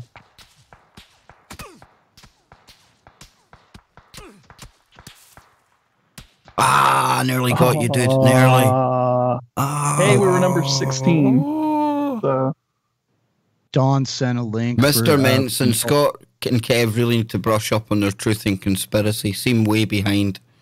Look, if we're just being honest and you don't like what we've got to say, that's cool. But I mean, you guys are multitasking, man. And it's not impossible. Do you know there's over 7,000 commands in the program of Word on your computer? And did you know that people can only entertain 7 things at once? Sounds about right, dude. Yeah, most people only use 7 of those commands. You know, just because sometimes I don't buy into the big kind of elaborate, hypey conspiracies, doesn't mean that I'm behind on conspiracies. It might just mean I don't buy into that one. Yeah, and that doesn't mean I don't. That doesn't mean I criticize anyone for buying into their one. But I wouldn't say anyone's behind. It's just like jumping on any other fad that only lasts for a couple of months or maybe a couple of years and then goes away. You know. So Mr. Mentz is saying no. The speed of light changed in the 40s and 50s, noted all across the world. Well, right. I would say that might be something to do with the way we measured it, maybe. That's what I'm saying. That's what I mean. That's what I mean. If your equipment, if you've only got the ability to see certain things for, I mean, it's not. I'm ready, Scott. I'm ready. It's not unlimited.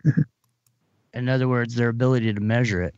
Get the black-eyed children going, Jimbo. Come on, man. Do you remember one of the first times I was on your show?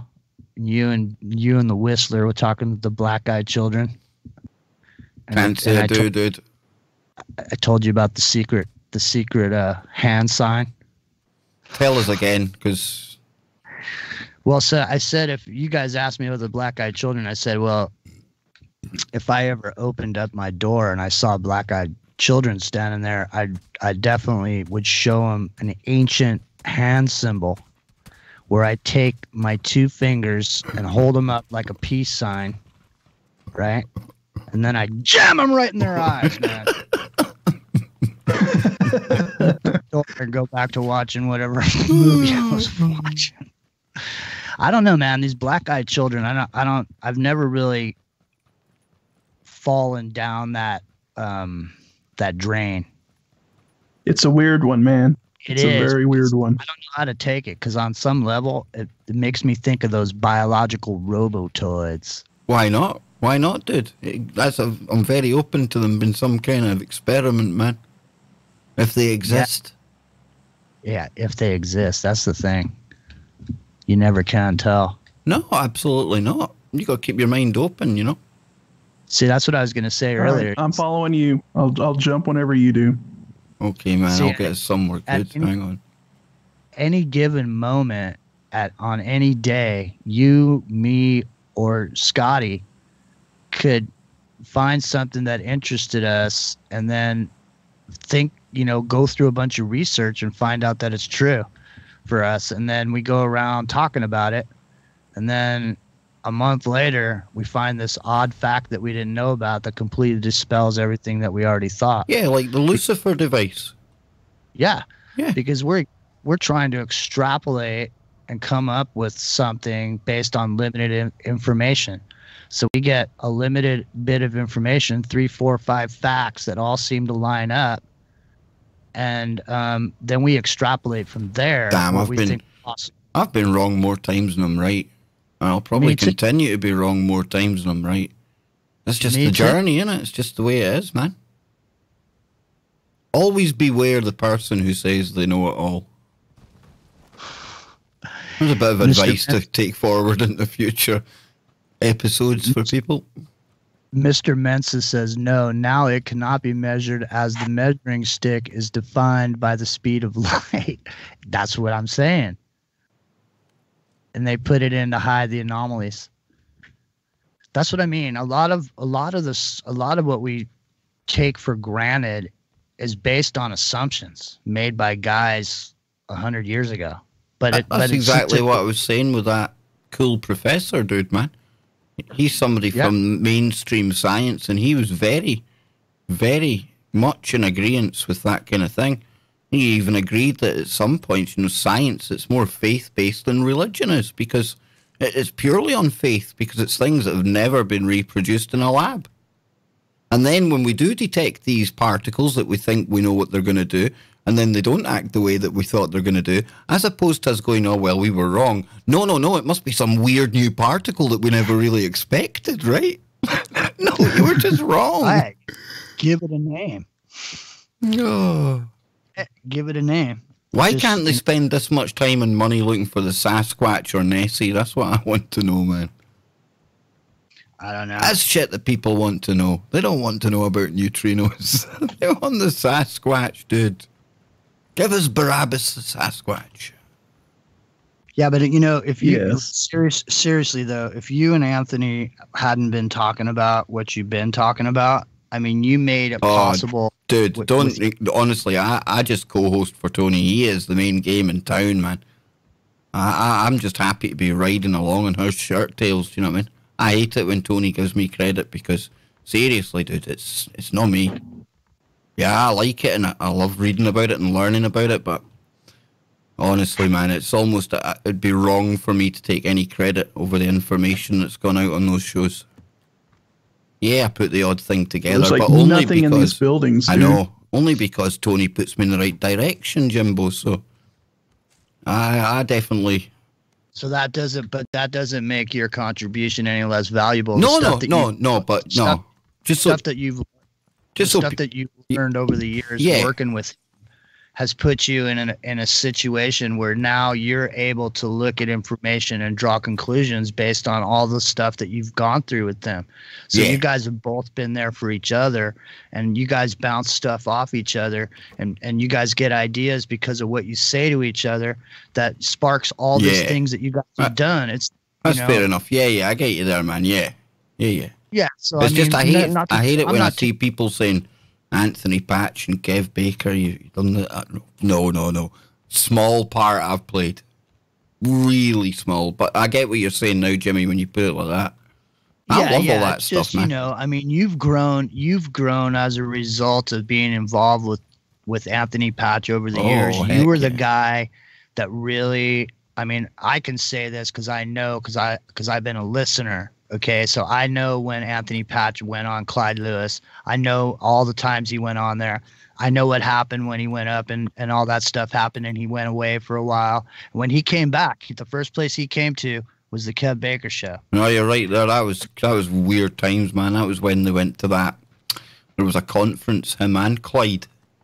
And Clyde. Anthony got approached and basically they made themselves known to him. And then Clyde met the same two people. And I'm not saying they were your stereotypical men in black, but they were out of place at this conference. They were suited and booted, and they basically, you know, made Clyde aware that they knew what he was talking about and everything else. And then hours later, Clyde ended up in the hospital. And Anthony took a good few months away from talking about things. Shit gets real sometimes, folks. Yeah, I mean, people think being, you know, doing radio is you know, lightweight. Man. And I'm not saying that was the government. I mean, do is say the wrong thing. Hey, we got a very interesting comment here in Facebook chat. Nice. From my friend Dustin.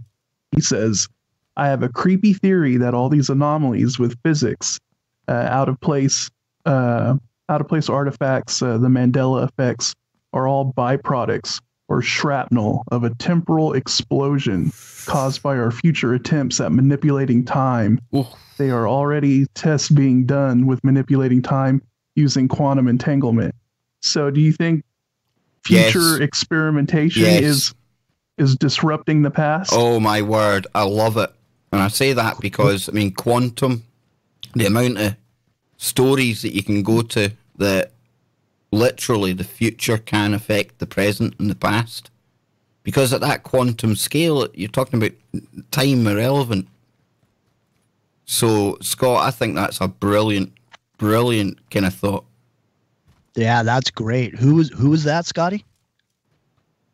My friend Dustin. Hey, Dustin, man, good stuff. Thanks a lot, man. That's a great contribution. You could be talking about a future upgrade to CERN or the Chinese super collider that we don't even know about yet. And that has done something. We're talking about experiments that haven't even been conducted yet, but are causing ripple effects in time. Yep. Absolutely, man. Wow. That's pretty cool, actually. I know. Well, look at what we've done tonight on the show. We've figured out the Hades acronym. Yeah, I'm looking forward to reading about that, Jim, because obviously, because I'm winding down with this plane, I'm really looking forward to getting the old the reading head on and getting into that stuff, man. Yeah, because wait a minute, because what I'm thinking, and you know, I'm not saying I'm right. I'm just saying I'm extrapolating. And we love that word. Yeah. So listen, what I'm saying is we got to start working towards the military base here pretty soon. Right, where is it? We're gonna have to cross the bridge. Where are we, dude? Where is it? What if telescopes? Right, let's go for the bridge. What if these telescopes could be turned into beam weapons? These giant telescopes that they have all over the place. They could turn into some sort of energy distribution coming out of that scope somehow. Maybe it's just a simple way of turning something around and doing a couple things, and then you turn that telescope into an energy generation device. Maybe that's why they're developing the Space Force. Space Force. Space Force. Space Force. Da-da-da. You gotta have like some like gnarly G.I. Joe rad 80s intro for it. I mean, come on. Space Force sounds like a Nintendo game, doesn't it? What about there's rovers landing on asteroids right now, right? Type that in your Google. Landed, the Germans done one as well, man. The Germans as well, Scott. Scotty's getting props over in the chatski. Everybody's over there saying Scotty Lopez sort of reminds me of old Scotty on the original Star Trek. That's funny. More power, Scotty. Scotty's a good. Got two guys. Where? Two guys running. They're running. That's funny. They're starting to run west. Me and Scotty and I did a we might need to go hunt them down. I think they don't even know we're here. Right, let's go. I'll follow you. You know where they are. Look, they're in this field right out in front of us. Oh, I see them. Scotty and I did a 6 I think he ran in that little building. Series, and I was saying that to you, huh, Scotty? Scotty, more power. Got him once. They know we're here. Behind a tree. Ah, you got me.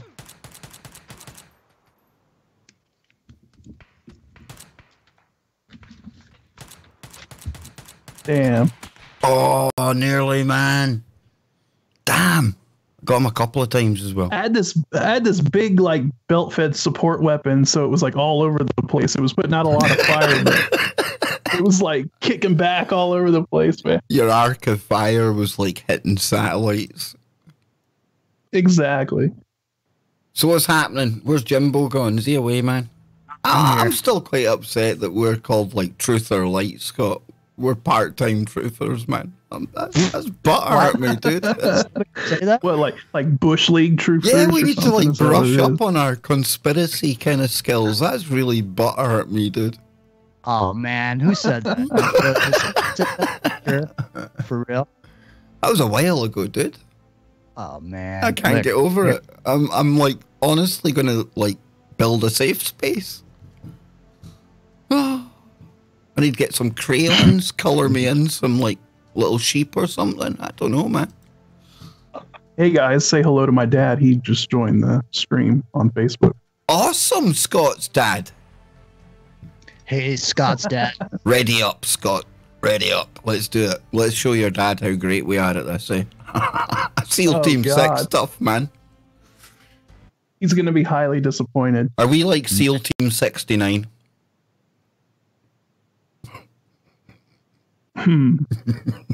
SEAL Team 33. SEAL Team 77. Yeah, Squadron 77, man. You know, that really friendly British cyber unit. Shape our behaviors. And those guys are crazy, and the just their little mission statement you read out on the show today was like, huh, okay. I know. Kev asked Scotty to beam all of us up. Brilliant, Scotty. Come on, man, beam us up, brother. Beam us up, Scott. I'm giving it all of the power I can, Captain. It's a pity Whistles isn't here, because Whistles, he really does look like Picard. Oh my God, he does. I never made that correlation. Oh, I've got a Photoshop of Johnny as Picard. It's quite scary, actually. That's hilarious. The Star Wars Woo crew. The Venom, that new movie comes out tomorrow, guys. Oh, does it? Yeah, I think there's a lot of people talking about that one. It's not my cup of tea, but that's out. Kev, think about it, though. Doesn't it feature black goo? Yes. Isn't that what the symbiote is? This is where I was going, Scott. Yeah. You know me too well. Your turn to pick, Scotty. You go for it. No, you've been doing pretty good at picking good spots, and we've been surviving, so go ahead. Right. Hey, how much longer are you guys going to go? Probably another 2 games or something. Oh, yeah? Yeah. Yeah. I'm out. Go. Well, Jimmy, you're laughing because he's thinking, yeah, right, these 2 growing men children will be like that. Just one more. Just one more. Yeah, we said just one more about like 6 or 7 times last time. Mr. Mensa said he apologized to you guys. I'm only joking. Mensa, he said it was unfair and incorrect. No, but I'm only busting chops. I thought it was just funny. This is honestly, it would take a lot to offend me on the gaming streams because it's just chilling out. It really is just chilling out. But that said, if people get offensive in the chat, I'm not into a bit of that. Hey, if I'll ask you. Shit, Scott. Shit. There's a dude. Were they already shooting at you? No, there was a dude with a scythe. Shit. Oh my God, there's a dude in the window. Okay. I seen him. I'm trying to get. I need to get a gun or something, man. Oh God. I've dropped us into the fucking nightmare land. Yeah, you dropped us I'm gonna go get a quick to the hot zone. When you go, Jimbo, man, we'll be here. I'm gonna get a quick cup of coffee and wash my face like Fats Domino in The Hustler. So when Paul Newman's kicking his ass in the pool game, Fats goes in the bathroom, washes his face, comes back out. Not that I'm really all that into it, but I must ask, if you're going to make a brew, Jimmy, I'll ask you, Scott, what on earth's name's going on with this Kavanagh dude and this whole accusation thing going on, Scott? Help me out, man. Oh man, you can just talk about that. The FBI came back with their conclusion, and guess what? There was nothing to substantiate the claims, so they are throwing an absolute shit fit right now. All the morons with their pussy hats are about to riot over at the Capitol building over there. So, I must admit, the stuff I heard, it sounded like it was pretty shady. Purely political kind of shenanigans going on. But again, at the same time, it's hard, isn't it? Because you don't want to come out and accuse somebody that's claiming they've been the victim of one of these crimes. You don't want to come out and call them a liar straight off the bat. I don't know what it is, Scott. It's just that it's one of these dodgy topics now, and it's because we've been programmed with this whole Me Too thing and everything else, you know? Yeah, it's ridiculous. I mean, if nobody could see that this was all a political sort of hit job, you know, the strategic timing of the allegations coming out, just it was ridiculous. It was absolutely ridiculous. So it looks like he's going to be confirmed tomorrow. They're going to do their vote, and that'll be that. They'll move on to the next thing. You could already see that CNN and MSNBC and all of them were absolutely losing their shit. Yeah, basically. Yeah, they were losing their shit. Right, dude, I'm hearing shooting. What's going on? He fighting somebody. You are. Oh God, damn it. Right, I'm gonna try and get to you, dude. Oh. You dead? Shit. Yeah. Where the fuck? Right, I see where you died.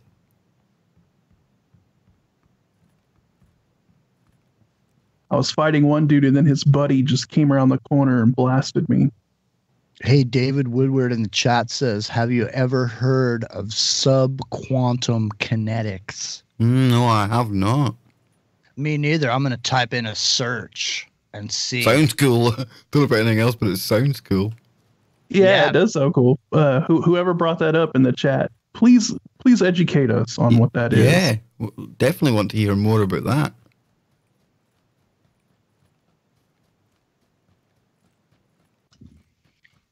I'm about to tell you what it is. Do you mean subquantum kinetics? Yes. Well, apparently there's a book written by Paul A. Laviolette. And let's see. Let me go here. I've seen some interviews with him, man. Okay. Interesting guy. Here it is from Science Direct. The Cosmic Ether. Introduction to Subquantum Kinetics. Hold on. Let me go back in there and see who said this for us to look at this. Somebody Woodward. David Woodward. Chris. Yeah. David Woodward? Yeah. Nice, man. That was the name you gave. Nice. Hey, David, great stuff, man. I'm going to pour over this as soon as this game is over for sure. But you guys want me to give you an abstract? Yeah, give us the wiki description, man. Well, this is from a site called Science Direct, and the abstract is this: a general overview of the physics and cosmology of subquantum kinetics is presented together with its more recently developed explanation for quantum entanglement. Subquantum kinetics is shown to be able to account for superluminal control of the parallel anti-parallel orientation of particle spin mediated through electrical potential soliton beam links established between remotely positioned mutually entangled particles. Ooh, wow. That sounds brain melting stuff, which is that's a compliment. Sounds pretty juicy, man. That's a compliment. Yeah. I'm gonna read up on this. Anything to do with entanglement's cool, but it said there about like electrical differences. Well, that ties in with the ether and the electrical universe, so or at least that's what it sounds like. I just posted it, but it's too many characters. Hang on a second. Oh, I'm in the circle, man. Let me see if I can get this out of there. Shit, what was that? Cut.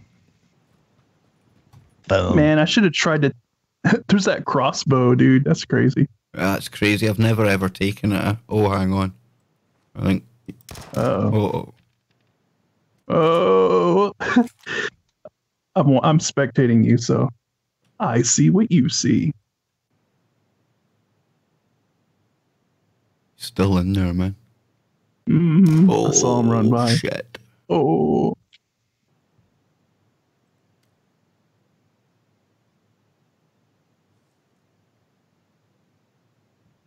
You can do it, Kev. No pressure. I thought it was a smoke. Oh no, here he comes. He's coming. He's coming towards you. I think he's running at you. I thought I saw him. Maybe I was wrong. Yep, there he is.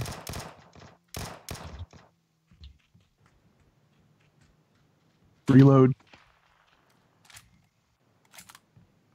That vector just...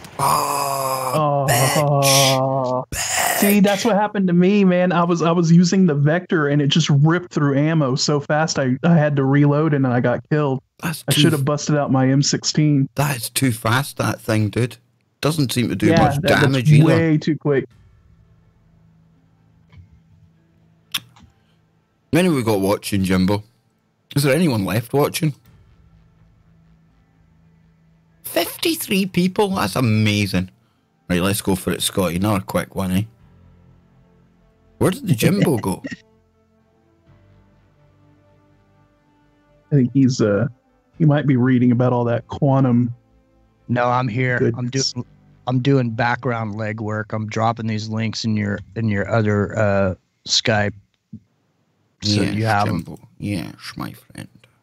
Yeah, hang on. Let me get you this here. You're gonna rip and tear on this, man. It's a good one. It's a good site too. I'm gonna come back here for other reasons. This is killer. Yeah. So, Scotty, tomorrow you got the woo lined up for Freaky Friday? Yeah, I usually bring something to the table, so Scotty always brings the goods, man. Until right before the show. But I know it's amazing how the woo just cranks out of nowhere right before the show, and it just all of a sudden appears. Just like woo itself. That's how it goes, man. Blue Raven USA says Kev, Jimmy, and Scotty will kick the New World's arses. That's what I like to hear. Yep. I posted that little abstract thing that I read in the chat so people can absorb it more, because that was a lot of info to go by there. I read that quickly. I tried to. Mr. Jimmy. All right, I'm following you again. Okay, I'm just Hey, Kirsten showed up too in the chat. Kristen. Hey, It's Kirsten, isn't it? Kristen? It's Kristen B. I think. Buzzacino says an advanced species could change matter to energy and back again, so they would be able to use Berkeley currents and travel instantaneously. Smiling, gumdrop, maybe, exclamation point. So if they had energy to matter conversion, can you imagine what you could do if you got close to a star, you know? Yeah, oh that's man, what you guys that'd were be talking cool, about right? earlier. Pulling up to the sun and filling up your motor. Or whatever it is. Yep. Not your motor. I guess it wouldn't be a motor at that point. I'm just trying to get the chat Dude, bigger. There it is. There's a crap load of people dropping with us. Oh, dude, don't say that. Oh, man, we're going to be in a shitstorm. Right. Are you taking on flak? Right, go out to the south, Scott. Hey, Orchid Paint, All right, shut up.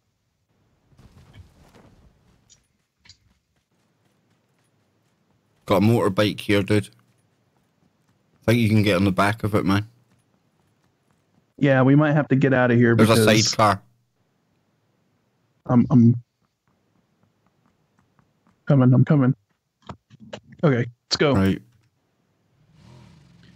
Dakari 5891 came in and said, they must know something unavoidable is going to happen tonight.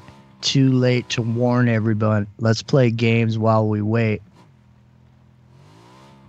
What does that mean, Dakari? Explain.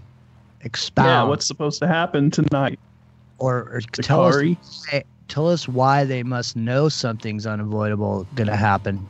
Did you hear something that they're doing that would let you know that that was happening? We're curious. Let us know. Right, let's get guns, Scott.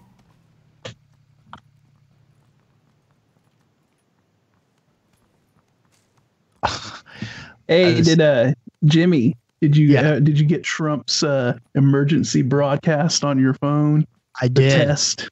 I did get it. It came through, man. Yeah. I was tripping on it, though. I was thinking to myself, well, we're one step away from Trump just texting us all, instead of just bypassing the media completely. And just say, hey. Yeah, there was a meme. Yeah, I was just about to say there was a meme out there where he's like, it shows Trump and he's like, why just tweet when I can text the whole country? Oh, that sounds nightmarish. Roosevelt Media said, how can you guys play this game and search chat topics at the same time? Amazing. It's because I'm sitting here. I'm not playing the game with them, Roosevelt. I'm the chat. I'm the middleman, as it were. And Jimmy's digging up a little bit of info and he's monitoring the chat for us. And you don't want I have a dual screen setup, so you don't want substandard truthers like us, Scott. Yeah, exactly. I'm only joking, Mr. Mensa. That's going to be the running joke now. I quite like that.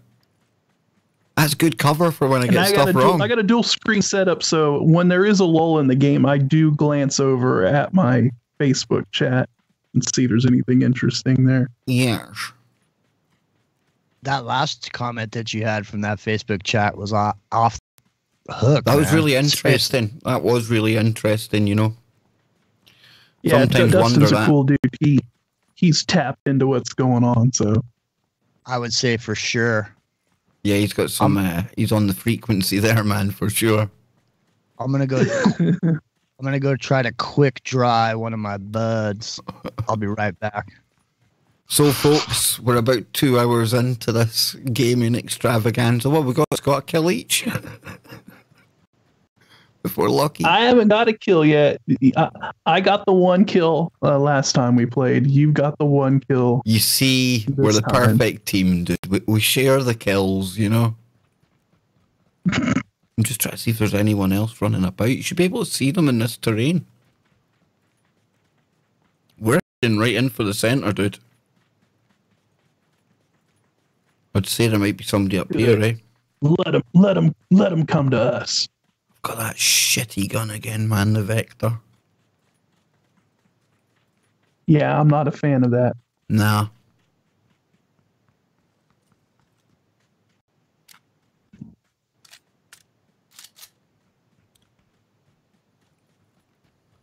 Oh, I guess it makes sense because I didn't like the Vector in Call of Duty either. It did the same thing where you just like rip through a clip in like 1 second.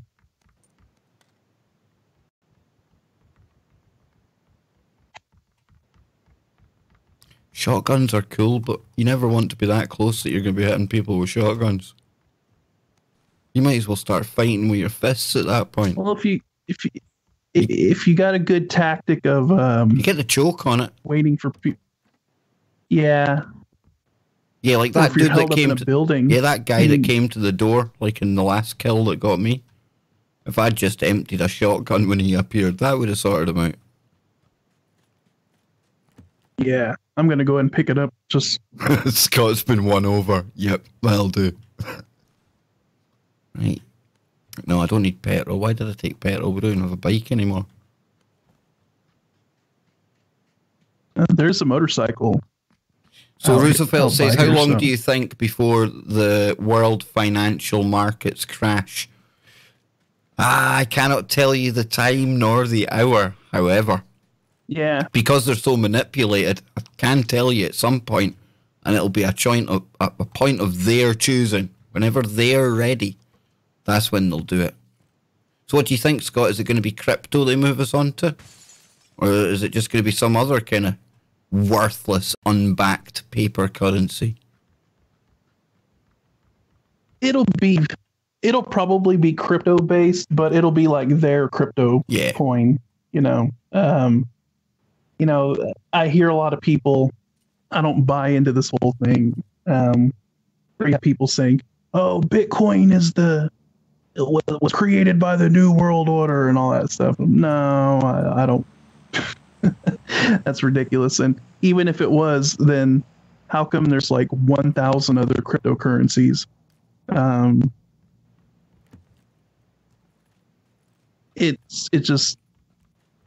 That's just the way things are going. I mean, that's just an innovation of technology, the blockchain, right?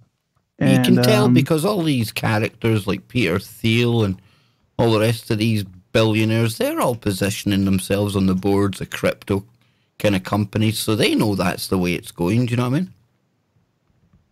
Yeah, and just because they're doing that doesn't mean it's controlled by them. It just means that they're moving into a market that they see potential in. Of course they're going to want to make money. That's what these guys do. That's what they're good at. They wouldn't be in the positions that they are if they weren't making money. And so they see the potential of cryptocurrency, and they would be stupid to invest in it. Roosevelt, I think they were waiting until they have the new currency in place. Yeah.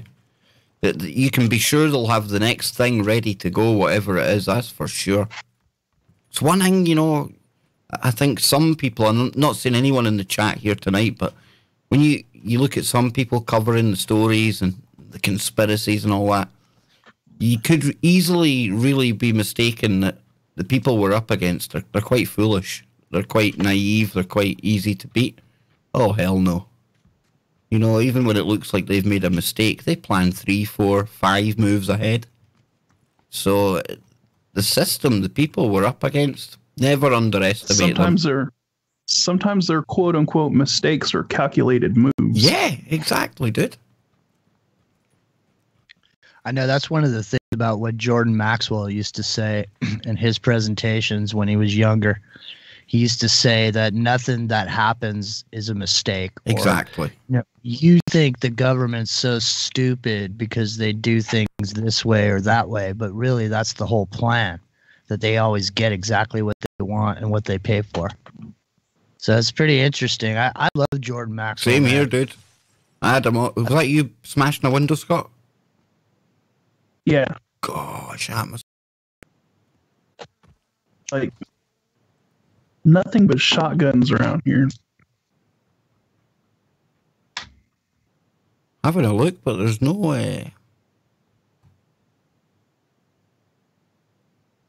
No bad guys, man.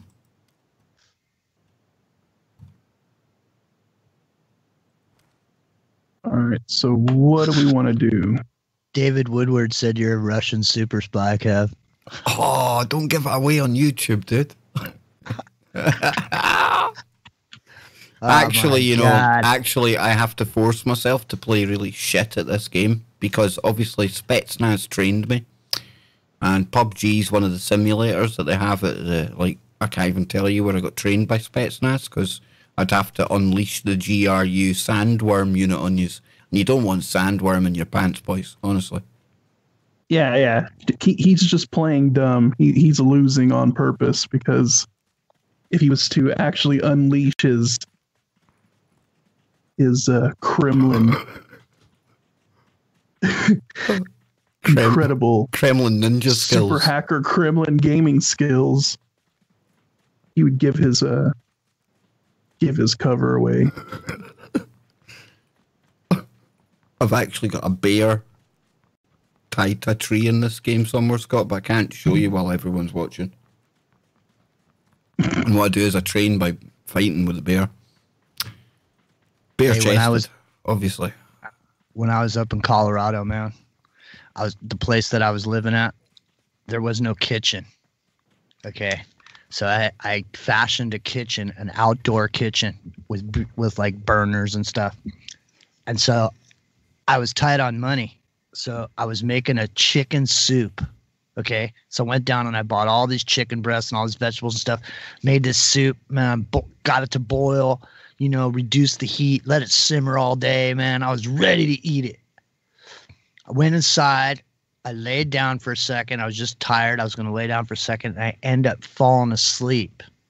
Luckily for me, I locked the sliding glass door because I was awoke by my dog with its front paws running against the sliding glass door because something was out there. I go out there. I fell asleep and left the soup outside. And a black bear, like 8 feet tall, was sitting out there eating the soup, man. Roosevelt just said something about playing this audio track during the show or something. Roosevelt, what did you mean, man? I missed it. It flew by there, dude, but it seemed funny.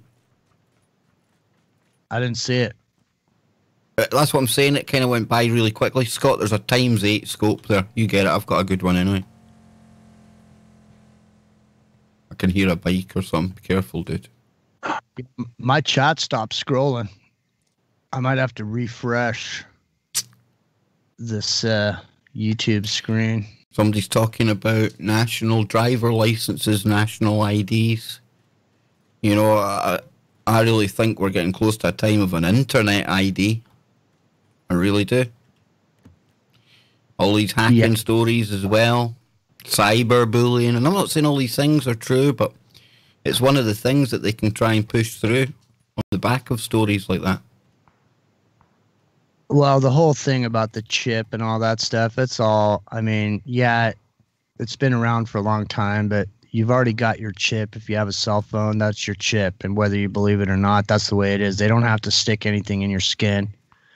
And I can tell you that I've personally worked on technology that's going to eliminate everything that we're used to. Your phone is going to be your central hub of commerce. You're not going to have, all these quote unquote cryptocurrencies and all that. Everything's going to be done over your phone until such a time as, you're going to submit to the biometric ID where you can just walk up and get your eyeball scanned and buy, gallon of milk at the store.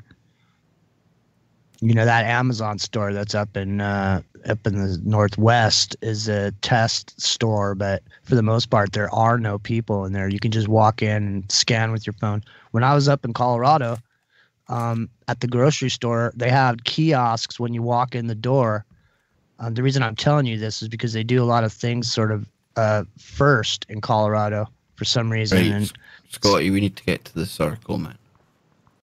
Follow me. If we recorded only the soundtrack for the stream, people would be like, what the fuck? Guns during the live stream? You're right, dude. I'd end up with like Police Force Scotland coming here with their snipers would be outside. They would have lights beaming in. You guys over there, you get swatted. Over here, I don't know what happens when the armed cops come and do your house, man, but I don't think it's quite as drastic as you see with the swatting, like kind of SWAT teams, but it'd still be enough to scare the shit clean out of me. It really would. I mean, over here, I'm surprised we're even allowed to play games like this with guns in it, because we really do have some of the most draconian and harsh gun laws ever. And they came on the back of, get this, word of warning, a school shooting. Just saying. Yep, the Dunblane massacre, man. That's what changed our gun laws forever, you know. And when you look into that, get this takes us full circle tonight, because Thomas Hamilton, the guy behind it, in the Freemasons. Well. Hey, Joseph Crow in the chat says, "Hey Kev, do you know Pippa King?" I do have had Pippa King on the show. Pippa King came on the show to speak about Smart City Glasgow. How's Pippa doing, man? Not spoke to Pippa. He's asking you. Yeah, he was asking if you knew her or knew of her, and to get her on the show. Maybe she should have her come back. Yeah, I should do. I should see what Pippa's up to. Yeah, she came on one time. She's got a lot of freedom of information requests been answered about the Smart City Glasgow, stuff like that. The surveillance programs. I think we were talking about. Well, there's a vehicle down there, Scott. We were talking about. Oh, here we go. We gotta go, man. It's not far to go. This circle's getting small, dude. Be careful, because there's people kicking about in here. Well, there's another wagon. Look. Oh, they're getting out. Right there. I know. We're almost there, dude. They're talking about national ID in the chat room. You already have a national ID.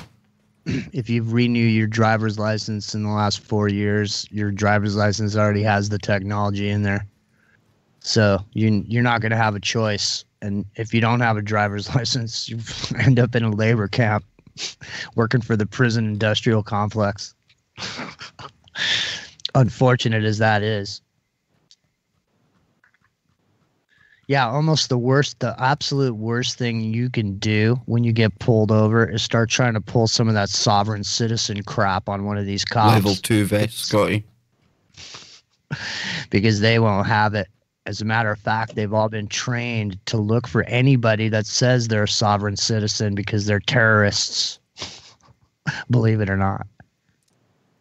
Yeah, you try to pull a lot of that stuff where you're like trying to cite certain.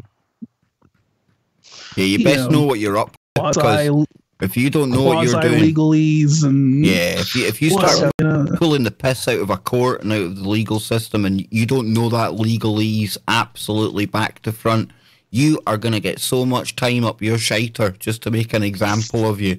Honestly, you really need to know every single dotted I, every single T, and then some. And what's the point? Because over here in the UK, anyone that is proficient and knowledgeable and all that stuff, do you know what they do? They close the court. I'm getting shot. Shit. I'm getting shot. Hold on.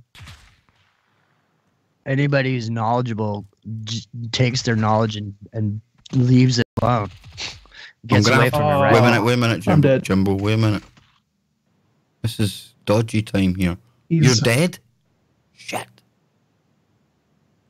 I was killed by Jimmy Neutron. Hey, he killed you the other night. Just got him in the back, man. Shit. That was somebody else. He's in those, like that barn stall, those barn stalls. I always get reminded of that movie. Ah, shit. The movie The Fifth Element. And when the cops go to the door and there's like a ring painted around the door, and you have to stand in the ring with your arms, with your hands on your door while they search you, and they tell you to comply. Was that? Oh, wait a minute. That might have been. I think that was. Damn. Tom Cruise. Damn. What was the name of that movie? Damn. I can't believe it.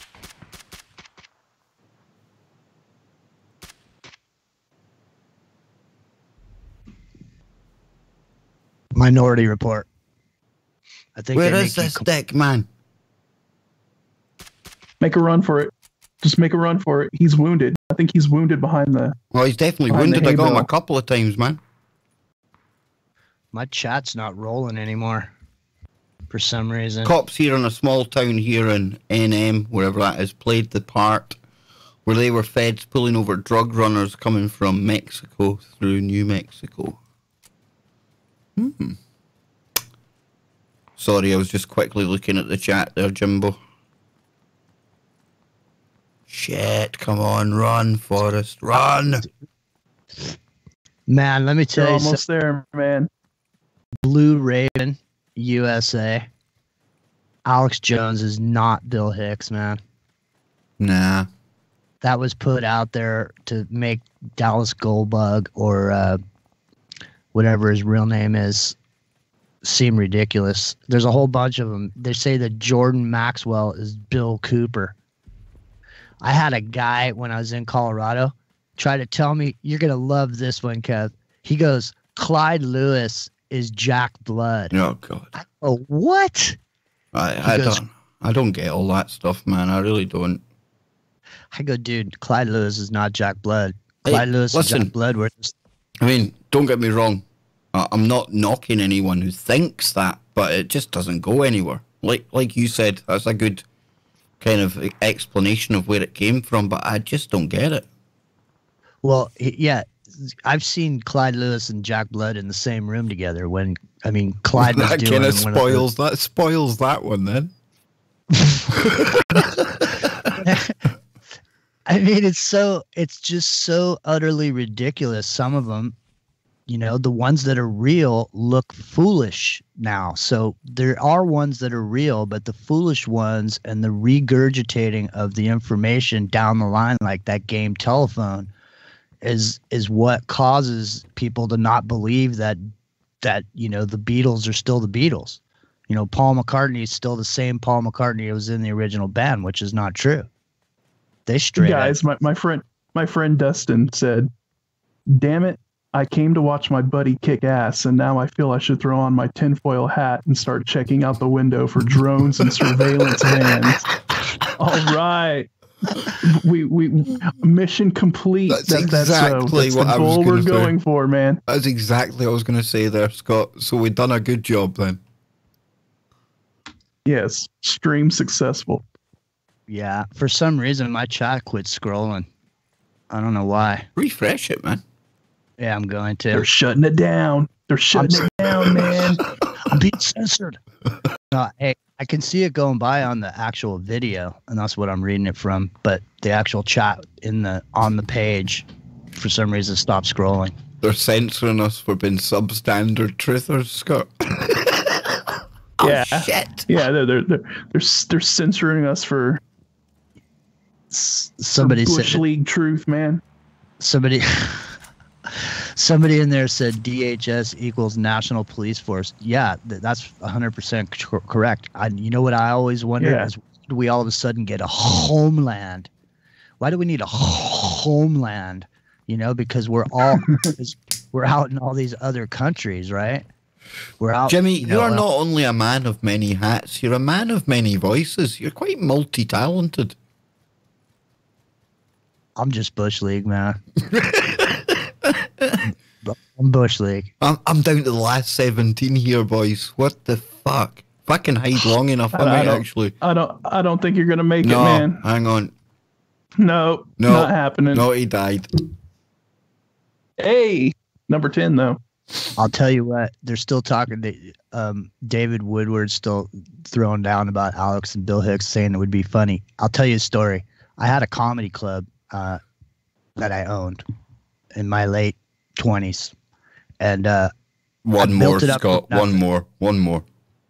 I built it up from nothing. Yeah, we'll do one more, but then I gotta bounce out after this. Anyways, the bottom line. The last show that I was about to do, Bill Hicks was booked to play my club, and Sam Kinison was playing at the De Anza College, and Sam Kinison was buddies with Bill Hicks, and so there was rumors that Sam Kinison was going to show up at the Bill Hicks show that was happening at my club, and right before the show was about to happen, I got all this. I got Lone Star Beer to sponsor it. I had hay bales all up inside because it was going to be the Texas Outlaws and all this. And I look at for some reason, I started looking at the guy who owned the restaurant's insurance policy. He didn't have liability insurance. And I was paying $6,500 a month rent just for the space. And so I said to him, I go, look, man, I got a bar. I'm running a bar and a nightclub in here. I can't be running this place without liability insurance. Let me see your liability insurance. He goes, well, you know, I need my $6,500. Well, I said, well, I'll tell you what, homeboy, you ain't going to get your $6,500. So I see some liability insurance. So I went away and I came back. And when I came back to open the club, there was a lock on the door. The dude locked me out. Dude. Wow. Yeah, the show never happened. And then Bill Hicks died. Like, you killed Bill Hicks, dude. Can't go and confess that on the Kev Baker live stream. Well, no, I didn't confess it. I just said he died. I thought you'd killed him, dude. It'd been a good rumor to start. But right, listen, let's have a laugh with this then, right? Let's have a laugh with it because, okay, we're kind of saying Bill Hicks, Alex Jones. But let's think of other characters that we can mix and match and add to our fictional family. Well, have you guys ever seen those photos of like old photos from like the 1800s and then they compare them to like celebrities and they like look exactly the weirdest one I've seen. The doppelgangers or whatever. Nicolas Cage. That's the weirdest one I've ever seen, dude. That is his spitting image, man. That is. You know the one I'm talking about, Jimbo? Yeah. Yeah, man, it looks like he's ready to go like out for a beer with Wyatt Earp or something. Right, I'm going to pick us a good place, Scott. I'm going to pick us a good one, man. That's us. So, last game, folks. And again, thanks for hanging. This is nothing serious, as you know. And it's just fun and games. It's great to have Jimmy here that can kind of keep us locked in with the chat, dig up the links. And if there's anything the chat want us to talk about before we do go, just hit Jimmy up in the chat room. Oh, bloody hell, I went and bloody deployed early, Scott. I'm dead. I'm absolutely dead. That's what she said. Yes. Hey, Buzzacino's telling Kev to try the sniper rifle. Yeah, I'd love to see. That's what I used to do in like Call of Duty back in the day. Get a good sniper and then go camping. Them. That's the thing. Yeah. The PUBG is you only get what you can find. So it's a random grab bag of. Yeah, you're pretty limited. The cell phone tower. Oh, cool.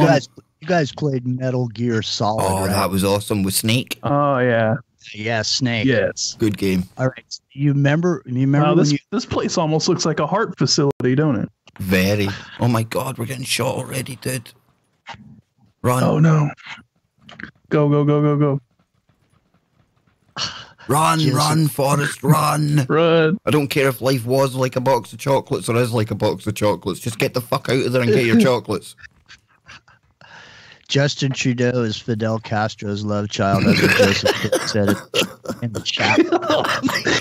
I've heard that. I've heard that. That theory.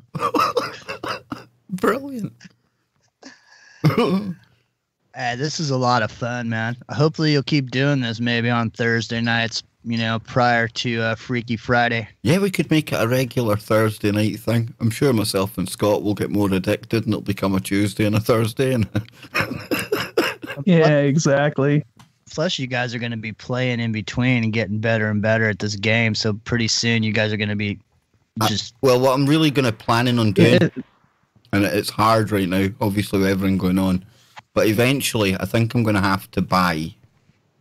You take that, Scotty boy. I'm going to have to buy FIFA for the PC. PC? Yeah, because it's going to be cheaper to do that than to go and buy is it the Elgato or the Elgato or something, the screen capture stuff. So I think it'll probably be better if I just get the FIFA for this. Because like you said the other night, yeah, it's not too bad at the FIFA. People will be shocked. Oh my God, I need a gun. I look so retarded. I'm like a retard with a helmet running around.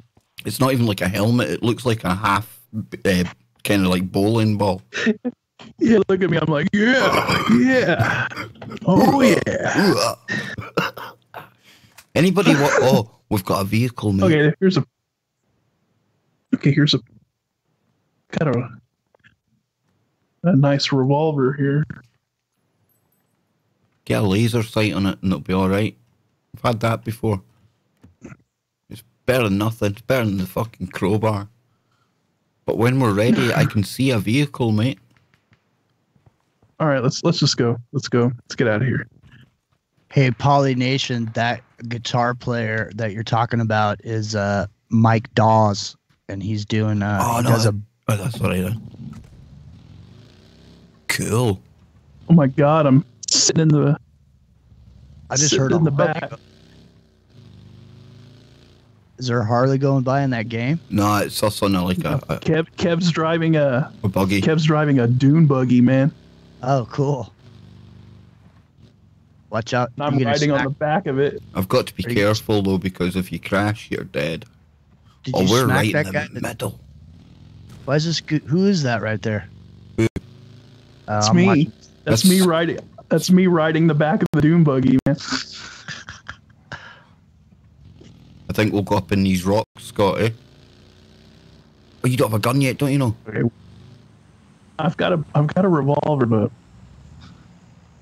Right, nobody will find our wagon up here. yeah, you don't want to draw too much attention. We need to get you a gun, dude.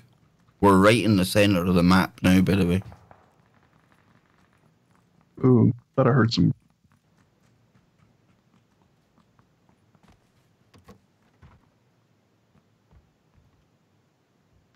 Shit. Pistols. Jeez, hey.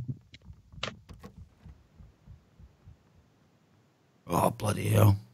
Ooh, okay. Crossbow. What did you get? Hey, Jimmy's laughing at us. No, I'm not laughing at you guys. I was laughing at the chat. Oh, there's a gun up here, Scott. Top floor. M16.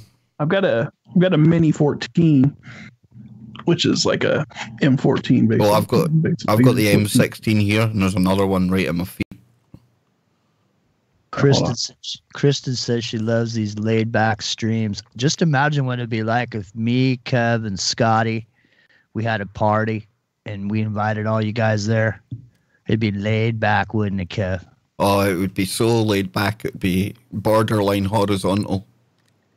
I know, we Kristen is somebody that's somebody I've met through uni rock and things. Obviously not met, but a good crew over in the uni stream as well. So I'm really impressed how KBS and the uni crew came together, because sometimes that can cause friction, two groups of people. But no, perfect harmony. It's just great. Buzzacino says, Jimmy, one day Kev will call me. I know, look, Buzz, I accepted you on Skype. That usually takes me months to do that, dude. But I don't think people appreciate just how busy I am sometimes. And I know people think, but you're not working just now, Kev. You can't be that busy. Show every day of the week, reading to do, panicking to do about YouTube. I'm telling you, man, it's all going on here. I haven't been as stressed as this in months, so honestly. It shows you how money can do that, eh? How it really is. It's not only the root of all evil, but it's got such control over us. Be it rent, be it food. I tell you, man. Man, if you're just a regular working person, stuff is set up so that you can never, ever make it. It's never, you can't make it on a regular paycheck. You never have enough. You're always paying back what you had to borrow last time. Yeah, you're playing catch up, man. Yeah, but you see a lot of times, in a lot of these countries where there's populations of people that don't have very much, a lot of those people, they put their money together and they buy a gold chain and they throw it in a box. There you are. Where are we going? Oh, red zone. Well, we're in the red zone, so we're going to have to wait it out, I think. We're right near the middle, dude, so we're pretty safe. All right, just I'll keep an eye out here because I've got a heck of a sight, man. Orchid Paint is a cougar married to a younger man. Cougar? Nice. Oh, my favourites. Yeah. Don't suppose you haven't been in Scotland, no? Only joking. No, that's cool, man. That's cool. I must admit, personally, you see a lot of guys going for like younger chicks. Oh, hell no, you can keep those things. Woohoo! Yeah. That's high maintenance. Don't go outside, man. No. Look at that, Scott. I made it. We're still in the red zone. I made it, dude. I made it. See? Did you? Yeah. Oh, okay. Balls to the wall, British Army style. Balls to the wall. He likes to live on the edge. Hey, that'd be another thing we could get going on here is a poker game. Oh, we could play poker one night, yeah. I don't know how YouTube feel about poker right enough, but I'm sure you can do it. Well, we could play real poker. And people on the stream could see our hands. Show the hand. I've got such a big audience, they would all message me privately to let me know what's going on. Wouldn't you? Wouldn't you now? Wouldn't you? You gotta play the game where you put a card on your head. That's the one we can see, but you can't see it. Oh, some bastard's got a tuk-tuk over there. Oh, did I just swear? My apologies. So, what happened with the cougar? Did I scare her off, Jim? I usually have that effect. I don't see the cougar right this second on my little See, screen, Scott, you see, Scott, this is the effect I have on them. See, but I do see Easy 417. He says, I guess my girlfriend is a cougar too. Cool, Easy. That's cool, man. See, this is the place where, is this the cougar? You know what? I'm going to establish the cougar sanctuary right here on the Kev Baker Cougar chat. sanctuary? That doesn't sound like anything too dodgy, Jim. No, it's just a place where cougars can come and relax. Not worry. Oh, my word. Scott, where is this going? It's going into the cougar sanctuary. That's where it's going. Man, Jimbo. Oh, dear Lord. Man, Jimmy, you should have another hat on. The cougar sanctuary. Man, I'm going to open up a nightclub over here. Oh, dear Lord. The sanctuary. You're gonna have to lead into your show, Jimmy, with that. Be like, you're into the microcosm. Welcome to the cougar sanctuary. Welcome to the sanctuary. Joseph Crow wants a job at the cougar sanctuary, man. And I'll hire a bunch of young dudes to be the cocktail waiters and make them be shirtless and wearing bow ties. Go around and service all the cougars' needs. Dude, right on the spot. Here we go, Scott. We can get some decent sniping done from up here, dude. Not saying I've got the best gun for it, but I'll get some Chippendale-style male stripper-looking dudes to be the cocktail waiters. It's so... you know what really amazes me, Jimmy? Just how alike you and Johnny Whistles are. Honestly, man. It's like you there is a uncanny similarity isn't there? There really is, man. It's not a bad thing, Jimmy. Oh, it's just my God! I just got sniped in the head. Hey, where is it, dude? They literally blew my helmet off my head. Where was he? Everyone's volunteering. I don't know where it's coming from. Everyone's volunteering to come work at the Cougar Sanctuary. They'll work for free, they say. Shit, dude. Orchid Paint. Where's it coming from? Knocked out with a headshot. I need you to save me, dude. Hold on. I don't think I have anything. No. Damn. Oh. I got killed by somebody called Big Dog. Really? Big Dog? Big Dog? That's Alex Jones's handle. Oh, man. Look, Sammy the Bull just came out of the woodwork. He said he does like a cougar, but only the rich ones. Yeah. I find that, like, if they don't have money, they're more puma. than cougar. More like alley cat. You know what? Orchid Paint says she feels safe here. Orchid Paint's purring right now. This is like the antithesis. This is like the anti-safe space. It's somewhere that real people can be safe, having fun, talking about normal stuff that used to be cool. And Easy 417 says a cougar nightclub. That's a groovy idea. Hell yes, it is, and it's going on right here, right now, and forevermore in the cougar sanctuary known as the Kev Baker Show. Don't drag me in. Don't put my branding anywhere near your cougar sanctuary, Jimbo. No, I'm establishing it here. This is where the cougars can come to feel safe and converse with us about the truth and also witness gaming at the same time. Absolutely. And with and on that note, yes, on that note, I think it's about time we wrapped it up for the night. That's about 3 hours, I think, we've been going for now, guys. So, Astro Zombie Apocalypse, man, that's a name for the record books, right? You guys are getting lit up. Astro, honestly, dude. Myself and Scott joke, you know, we are no experts at this. Definitely not. We're like rookie Wookies on patrol, just like it said in the title for this. But it's just fun, dude. I love it. I really do. And, you know, even if I don't get any better at it, I'll still enjoy it, Jimmy. Do you know that? It's just one of those things. It's cool. I used to spend hours right after a show. And over here, it's midnight when I finish the show. And it might not seem like much sitting talking on radio for 2 hours, but your adrenaline, it courses through your veins. It's bizarre.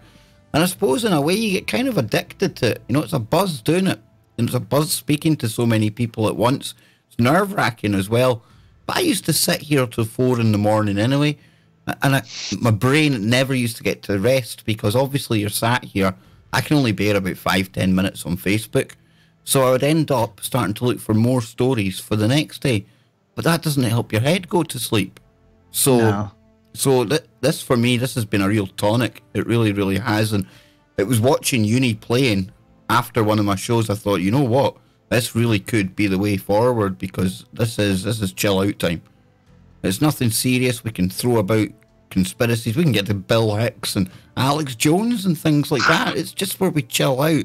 It's like it's not the Cougar Club just yet, but it's definitely a safe space for people with brains.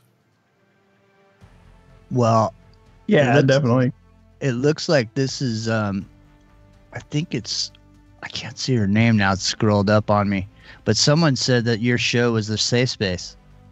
Thank you very much. How about a Freaky Friday video stream? I could certainly do that one week. Certainly, it will take some kind of organising behind the scenes so we can have everyone set up and have stuff pulled up and get the graphics all going. But that's certainly something I'll be thinking about. Absolutely. And yeah, lots more with the live streaming. Of course, Scott as well. You need to follow Scott on Facebook because he streams anytime there's major storms and things like that, Scotty, so people can catch you over there, right? Yeah, just facebook.com/ScottyLPZ. And yeah, anytime there's any like major severe weather sort of things going on, I try to keep people informed because it's just something that interests me. Tornadoes, hurricanes, and he's good at stuff it. Like that. So he's good at it as well. Not only that, I mean, I'm interested in it, but I wouldn't be able to tell a tornado from a bloody hurricane. Scotty knows what he's talking about, so highly recommend that, Jimbo. Hell yeah, Scotty's the Barry White of weather for sure. Everybody in the chat is giving you guys props, saying how much they had a good time. Let's see here. Where's Blue Raven USA? They're gonna post on their Twitter the show. Awesome. The vid. Yeah. So hey, everybody's digging it, and we're all having a good time. So the energy is going around and around. It's good stuff, man. And if Joe Joseph starts going into like the Times of Joa tomorrow, I might just start live streaming in the background and get some PUBG going. I'm only joking. You know how I love to bust Joe Joseph, man. What? you should live stream in the background and do your Photoshop wars like you do in the Skype chat, because everybody here has been hearing about it for years, but they don't get to see it real time, how you drop those in at just the right moment. That's very true. That's very true. That's an idea. But folks, listen, this has been great tonight. I know Scott's got things to do. I've got things to do. Roosevelt Media, please, everyone in there, can't recommend that dude's YouTube channel highly enough. Follow him on Twitter as well. An up-and-coming YouTuber, and very much on point. There's very little that Roosevelt comes out with that I walk away from going, no, I don't really agree with that. So that, to me, is a sign that somebody's on it. Doesn't mean me and Roosevelt are always right, but it certainly seems we're on the same frequency, and that's why I recommend them. Unirock as well, obviously. And of course, don't forget, folks, if you do want to support the show, and you don't have to, links are in the description. Can't super chat anymore, they took that off me, but if anyone out there does want to support it and it's not important to me, honestly, please do. But until next time, myself, the man in the hat, and Scotty Lopez will bid you all farewell. Indeed. But don't touch that dial. Indeed.